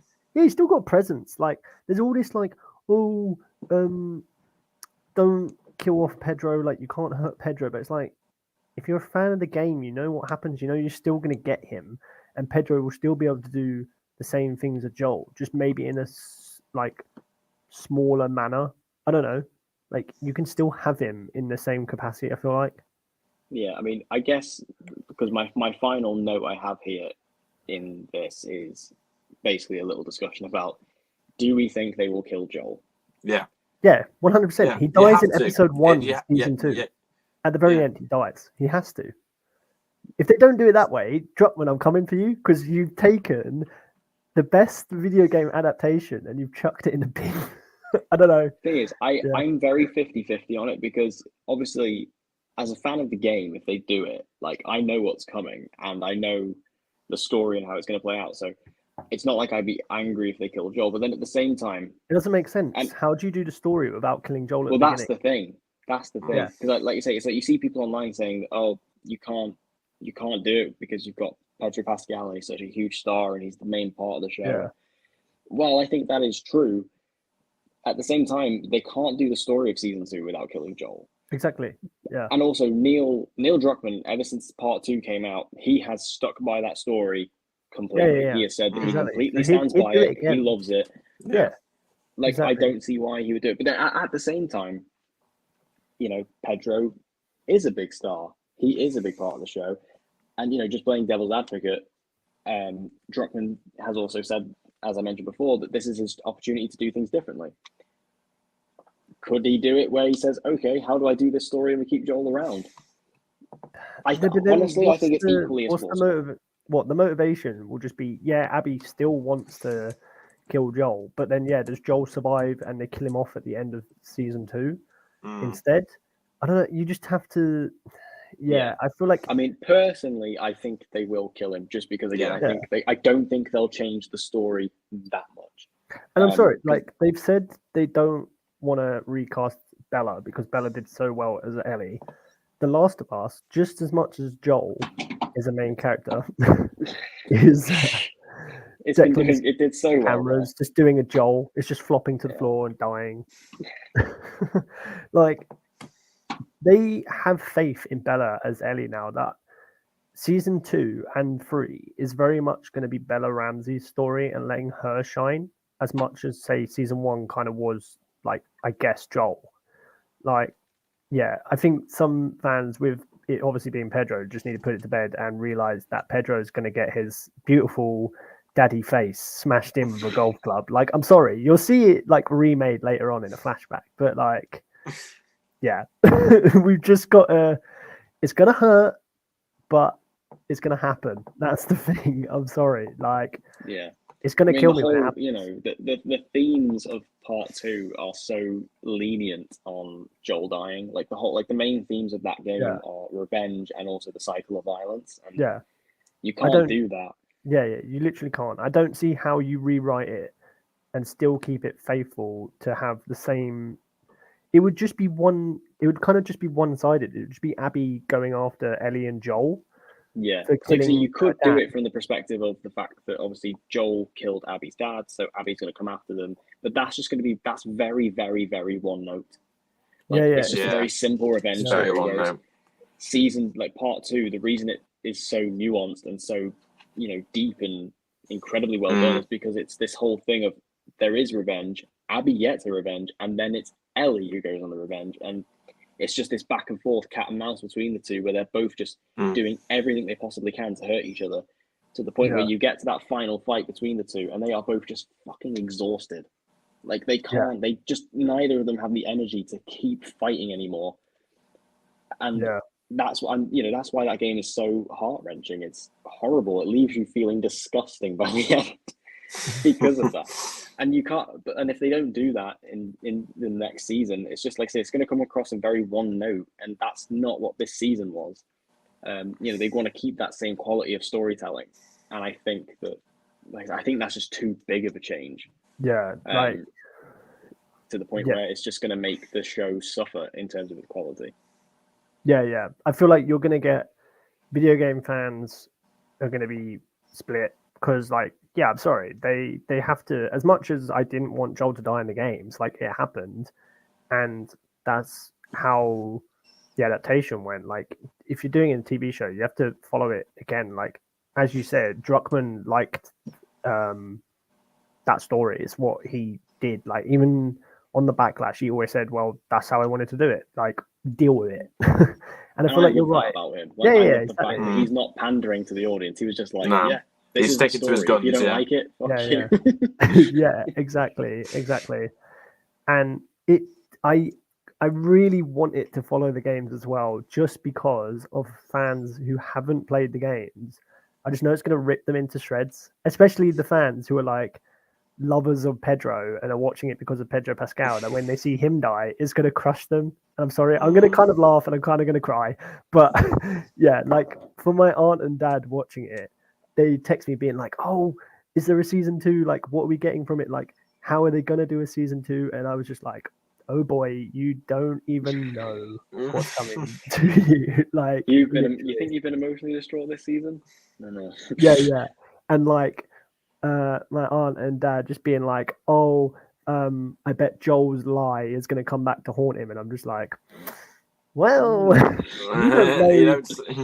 I was like, "You don't know the consequences of when Joel shot that doctor in the head, saving Ellie. That's what you should be worried about." Yeah, like, I don't know. They're going to do it right. I'm just a bit. It's like when it got announced as a TV show, there's that tiny little bit of fear of, are they going to do it right? And then it came out and different castings came out and it was like, okay, this is shaping up to be good. Like, please don't fuck it up. Now we got this perfect season 1, which me and Deck were saying, Hoss, that genuinely after one season, this has become one of our favorite shows. It only has 9 episodes, which is crazy. But like, when the DVD comes out, I will be watching it again. Like, it's so good. So with all these comments, I just do hope season 2 they stick to their guns, like I said, and they do us right. Yeah, I think they will, because obviously I think season 2 is always naturally going to be harder to adapt because, like, part 1 is a very beloved game, part 2 is a very divisive one. So I think obviously the two of them trying to adapt both of them, part 1 was always going to be the easier task, even though it's no easy feat. It was still going to be the easy one out of the two.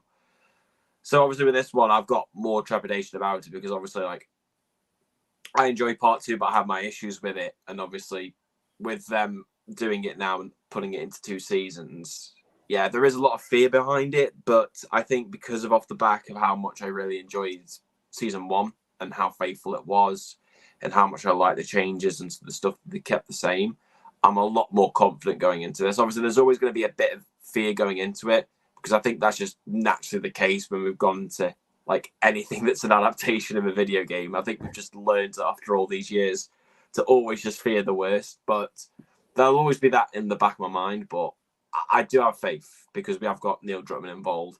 Everyone from season 1 is still involved. So for me, I've got no reason to not doubt that this will be at a minimum really strong and really, really good. Whether it will be as good as season 1, I don't know.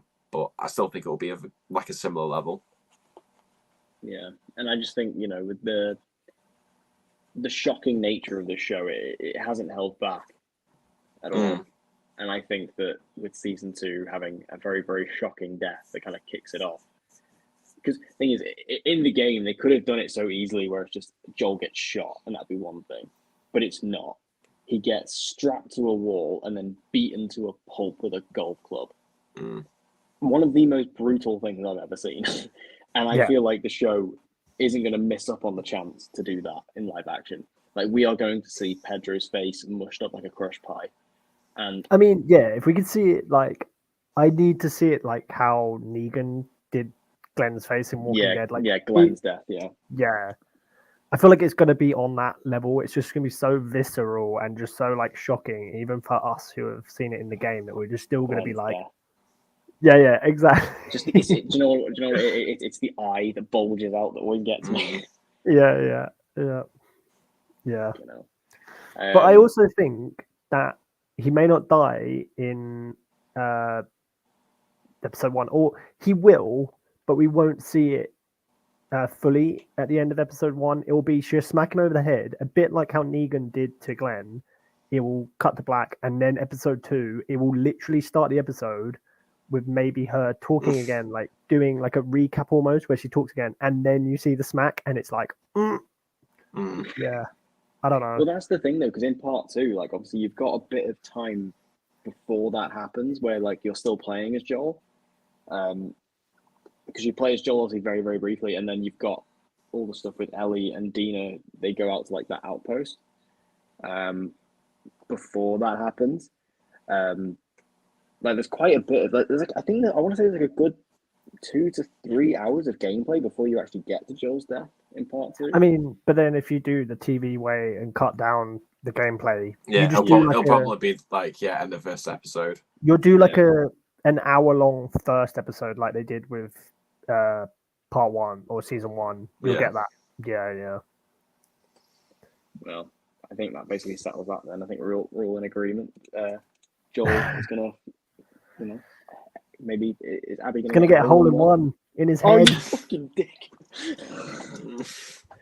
You took my joke right before I said it. I hate the fact that you literally. I thought that was going to be a little like Frank hanging around moment, and we were going to all have a good laugh about it, but no, I guess not. Fuck you, mate. We can't let you get 2 zingers. That's too good. Like, come on. Oh, I thought I was on fire tonight. Right. Well. What, like David?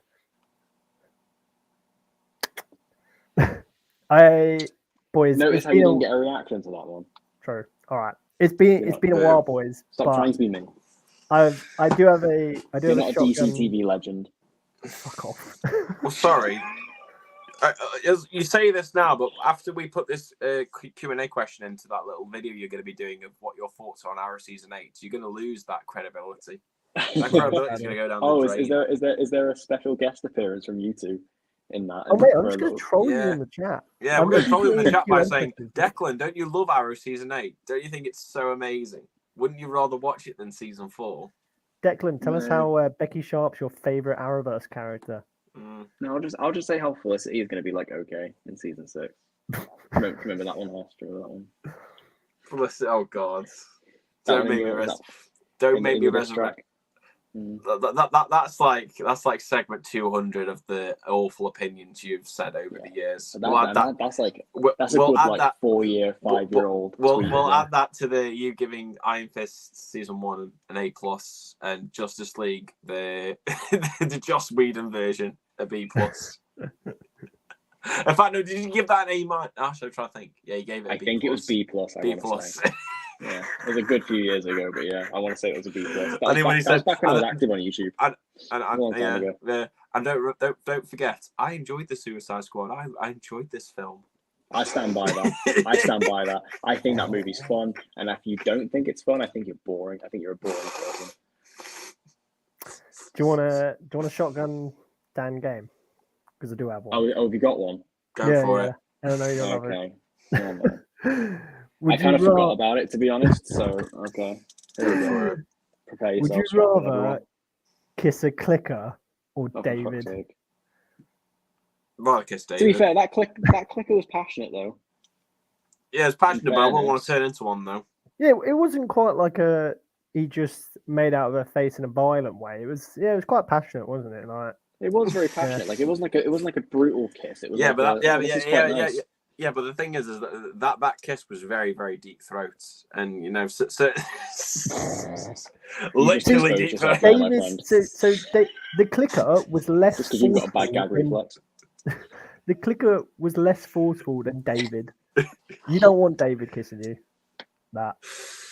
Yeah, because I don't want like human meat on my lips. That. Why do you always break everything down when you play this game? Like, we're all fine, and then you make me say things like this because you put me in these situations. I'm going in the clicker. I don't even care. Because I mean, I'm sorry, but Tess looked like she died a happy death. Because at least she got some before she died. You know what I mean? Blown up. Bill and Frank was a happy death. Tess was not a happy death. I forgot that she blew up. She basically got blown up, had to confess her unrequited love for Joel, and that was a happy death. Jesus Christ. It was a happy death, Dan. She was having a barbecue with her friends. All of her friends came along and she had a nice barbecue. It was great. That's true. Yeah. You know what? Just for how retarded your logic was, I'm just going to go with clicker just to spite you. I just love these games because it was when we did the boys one and Deck just being like, Hoss, go to your dad and ask him if his mum would get sucked off by a mollusk. Don't bring Timothy into this, please. I don't need that. I can't wait till the boys season 4 comes out. Yeah, we can do this again. Oh god, brilliant. It's all right. Shotgun Down will just do one revolve around Jeffrey Dean Morgan. We know you well. Yeah, that's true. Yeah. Oh. Is that the only one you've got? Yeah, it was just that one. Yeah. Well, what's your answer? The clicker, because David's a fucking creep. Fair dues. Yeah. I agree. Yeah, David, gave me creeps. At least the clicker one was creepy as well, but it's just knowing what David is versus a clicker is just so much worse. Plus, also, what you got to think about with David is, if you're thinking long term, his fingers are broken now. You know what I mean? So, is he really going to be able to provide? Yeah, I should probably stop because Deck thinks way too much into them. Yeah. Don't come to this game if you're not going to give proper answers, okay? You can't blame me and say I get too into it, right? I think you're the one who asks me these questions.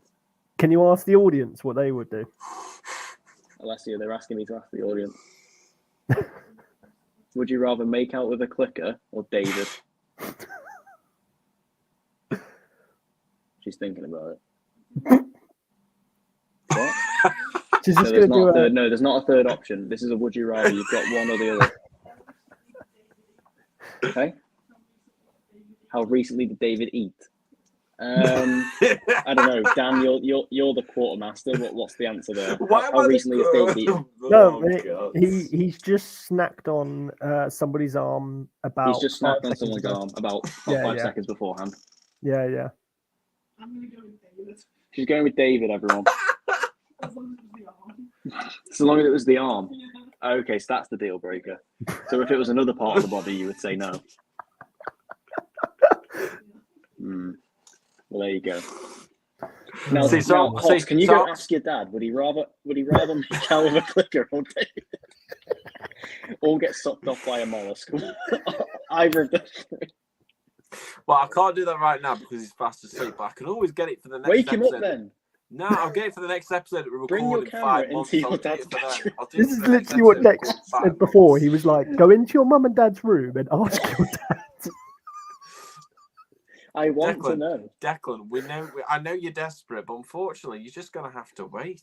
Well, how long am I going to wait? Because I've been waiting since June to find out the last question. You still haven't gone back to me Yeah. about that. It's true. It is true, Hoss. No, Yeah. You're no. slacking, mate. I'll tell you what. I'll ask him the question once you actually start watching Doctor Who again. Jesus, man. You're never going to let that one go, are you? Why do we always Yeah, talk because you've about only Doctor watched, Who you've in only these watched the podcasts? worst bit of it. You've watched the worst bit, and you're like, "Oh, it's so good! It's so good." Bullshit. I've never forgiven you for that one. Oh, We can add some of your opinions on that into the diss track. That's going to get added onto the part 2. Part 2 has already been worked on. Don't worry, we're doing this back to back. We're doing this Avengers Endgame and Infinity Mate, War style, bro. Last of Us season 2 is going to come out before this diss track. We're all going to die before this diss track comes out. It's true. He's been working on this since like 2016. It's my posthumous release. That's what it is. Do it like what's his name? Juice WRLD. You'll just keep releasing music. The diss track will just drop. Oh, Nice. listen, but your boy has got his guitar here ready for it, so don't worry. The give diss us a track is live going to have rendition. everything. Nah. You'll have to hear it when the diss track comes out. There's a wicked guitar solo that plays over a quick montage of Nice. all your bad rating scores. Nice. I'm Well, going to play boys- that at my funeral. Yeah. I think we've been pretty nice to each other this podcast. I think we need to come back for the Flash season 9, don't we? This one's been too nice. It's kind of been like our one that we No, did that's for, just going to be filled with depression and sadness. Yeah, and also, I because- don't know if I'm going to have the energy to do like 2 hours of that. Because that's just... Because what am I I going to don't talk know, about? it will All I'm just going to say be- is this was shit, that was Yeah, shocking. Don't it'll be 10 minutes. It'll be 10 minutes. We just do our overall thoughts and we all say the best thing was Steven and the rest was shit. And then we just end it. Well, we've said it now, so that's it. We don't True. need to do it now. True. I know we haven't seen it yet, but that's just what it's going to be. True. Well, let's bring this to a close then, because we're nearly on 2 hours. I guess we've already done overall thoughts. Like, there's not really a lot else to say. Like, this show is perfect. I personally give it a 10 out of 10. It's one of my all-time favorite shows, and I can't wait for season 2. I think it's beautiful. Yeah, pretty much. Yeah, perfect show. Best live action video game adaptation. Absolutely. And Marky Mark didn't need to be in this, and it blows Uncharted out of the water. Sorry, Shotgun Dog. Uncharted 2 out of 10. Wow.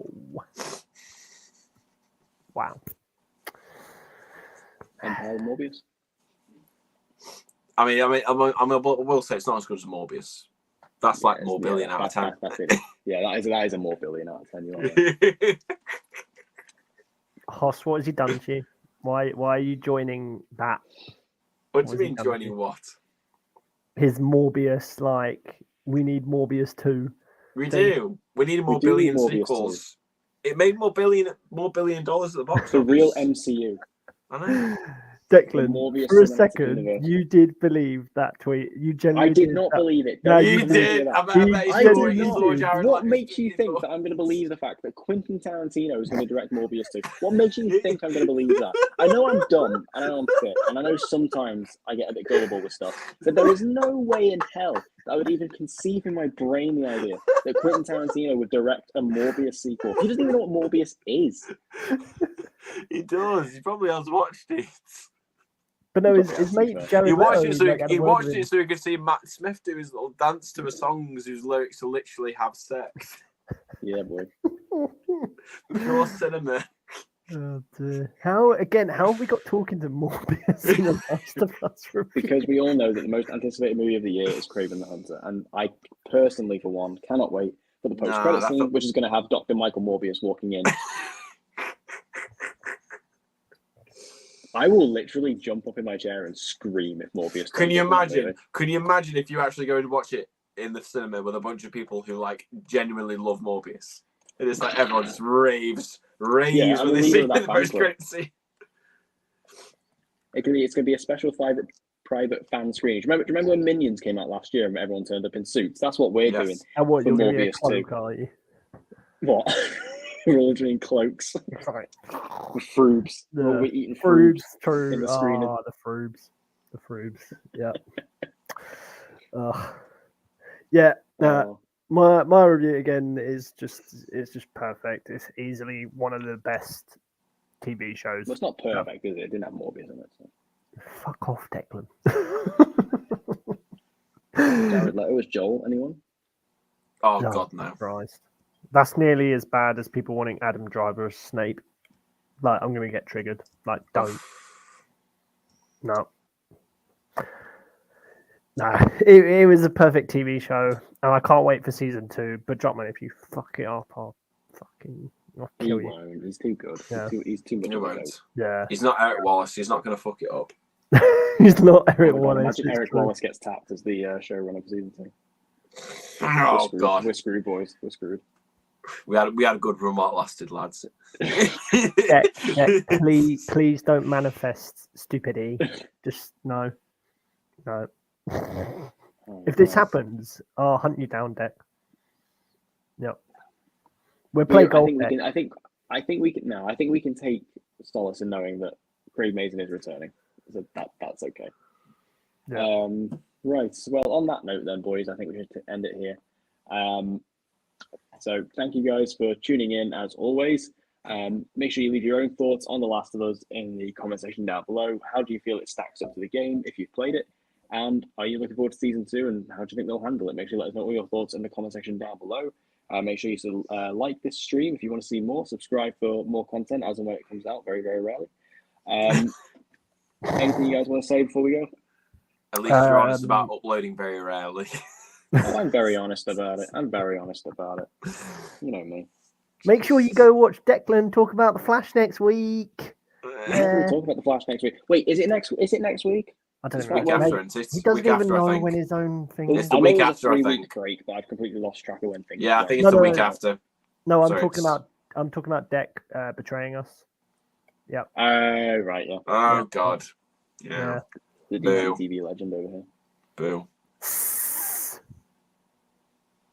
Mate. I'm sorry, if Mule Kick Media actually uploaded, maybe he'd be considered a DCTV legend, but he's not. I am a DCTV legend. Did you see how many views that video rocked up, given I've been not uploaded for a whole year? That was actually impressive numbers for a little Mark Guggenheim rant. So I'm very happy with myself. That video took a grand total of, you guessed it, 20 minutes to make. I was a big fan of that video. In fairness, I was. Exactly. It really delighted me when that came up in my subscription feed that you'd actually uploaded a little Googie rant. That really made me happy. Oh, dear. Wait, what if we get Guggenheim as showrunner? We'll get him No, I'll kill myself. Don't, because if we get Guggenheim as showrunner, he can do an interview on my channel where I just roast him for all of Arrow season 4. Why'd you kill off Black Canary? No, I don't like that reasoning. You can't have Googie without Wendy either, so we'd have to have them both. Yeah, but Wendy was just delusioned by his spells. That's what it was. I don't blame Wendy. I blame Captured by Googie. his eyes. Googie was the poison from the start. It was the power of his potato head. And just his piercing eyes. Os, can you send that picture of Guggenheim as the Doctor Who villain again? Because I can never find it. You know where he was the picture of him as like the potato villain from Doctor Who. Oh, Sontaran, yes. Yeah. That Yes, picture. I will find that picture. Don't you worry, I'll find that picture. It's so I'll find good. that picture. Declan So won't know good. because unfortunately it's from a villain of a year of Doctor Who he refuses to watch for a really, really stupid reason. But I won't dwell Thank you on very that. much. I have seen Series 13, which included the Sontarans, so you can. Yeah, but that was the that was the whack modern design of the Santorans. The best one was in Series 4, which you haven't seen. When Mark Guggenheim did the facial capture for them. It's how he worked his way up, you know. Get Mark Oh, Guggenheim to do the mocap for the Rat King. Part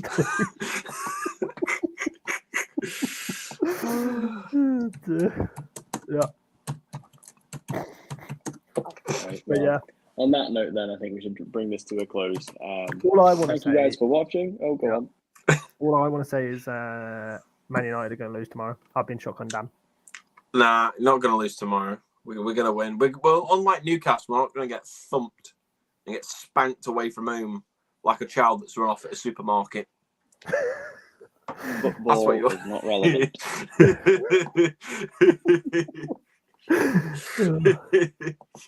Goodbye, everyone. Au revoir. Bye.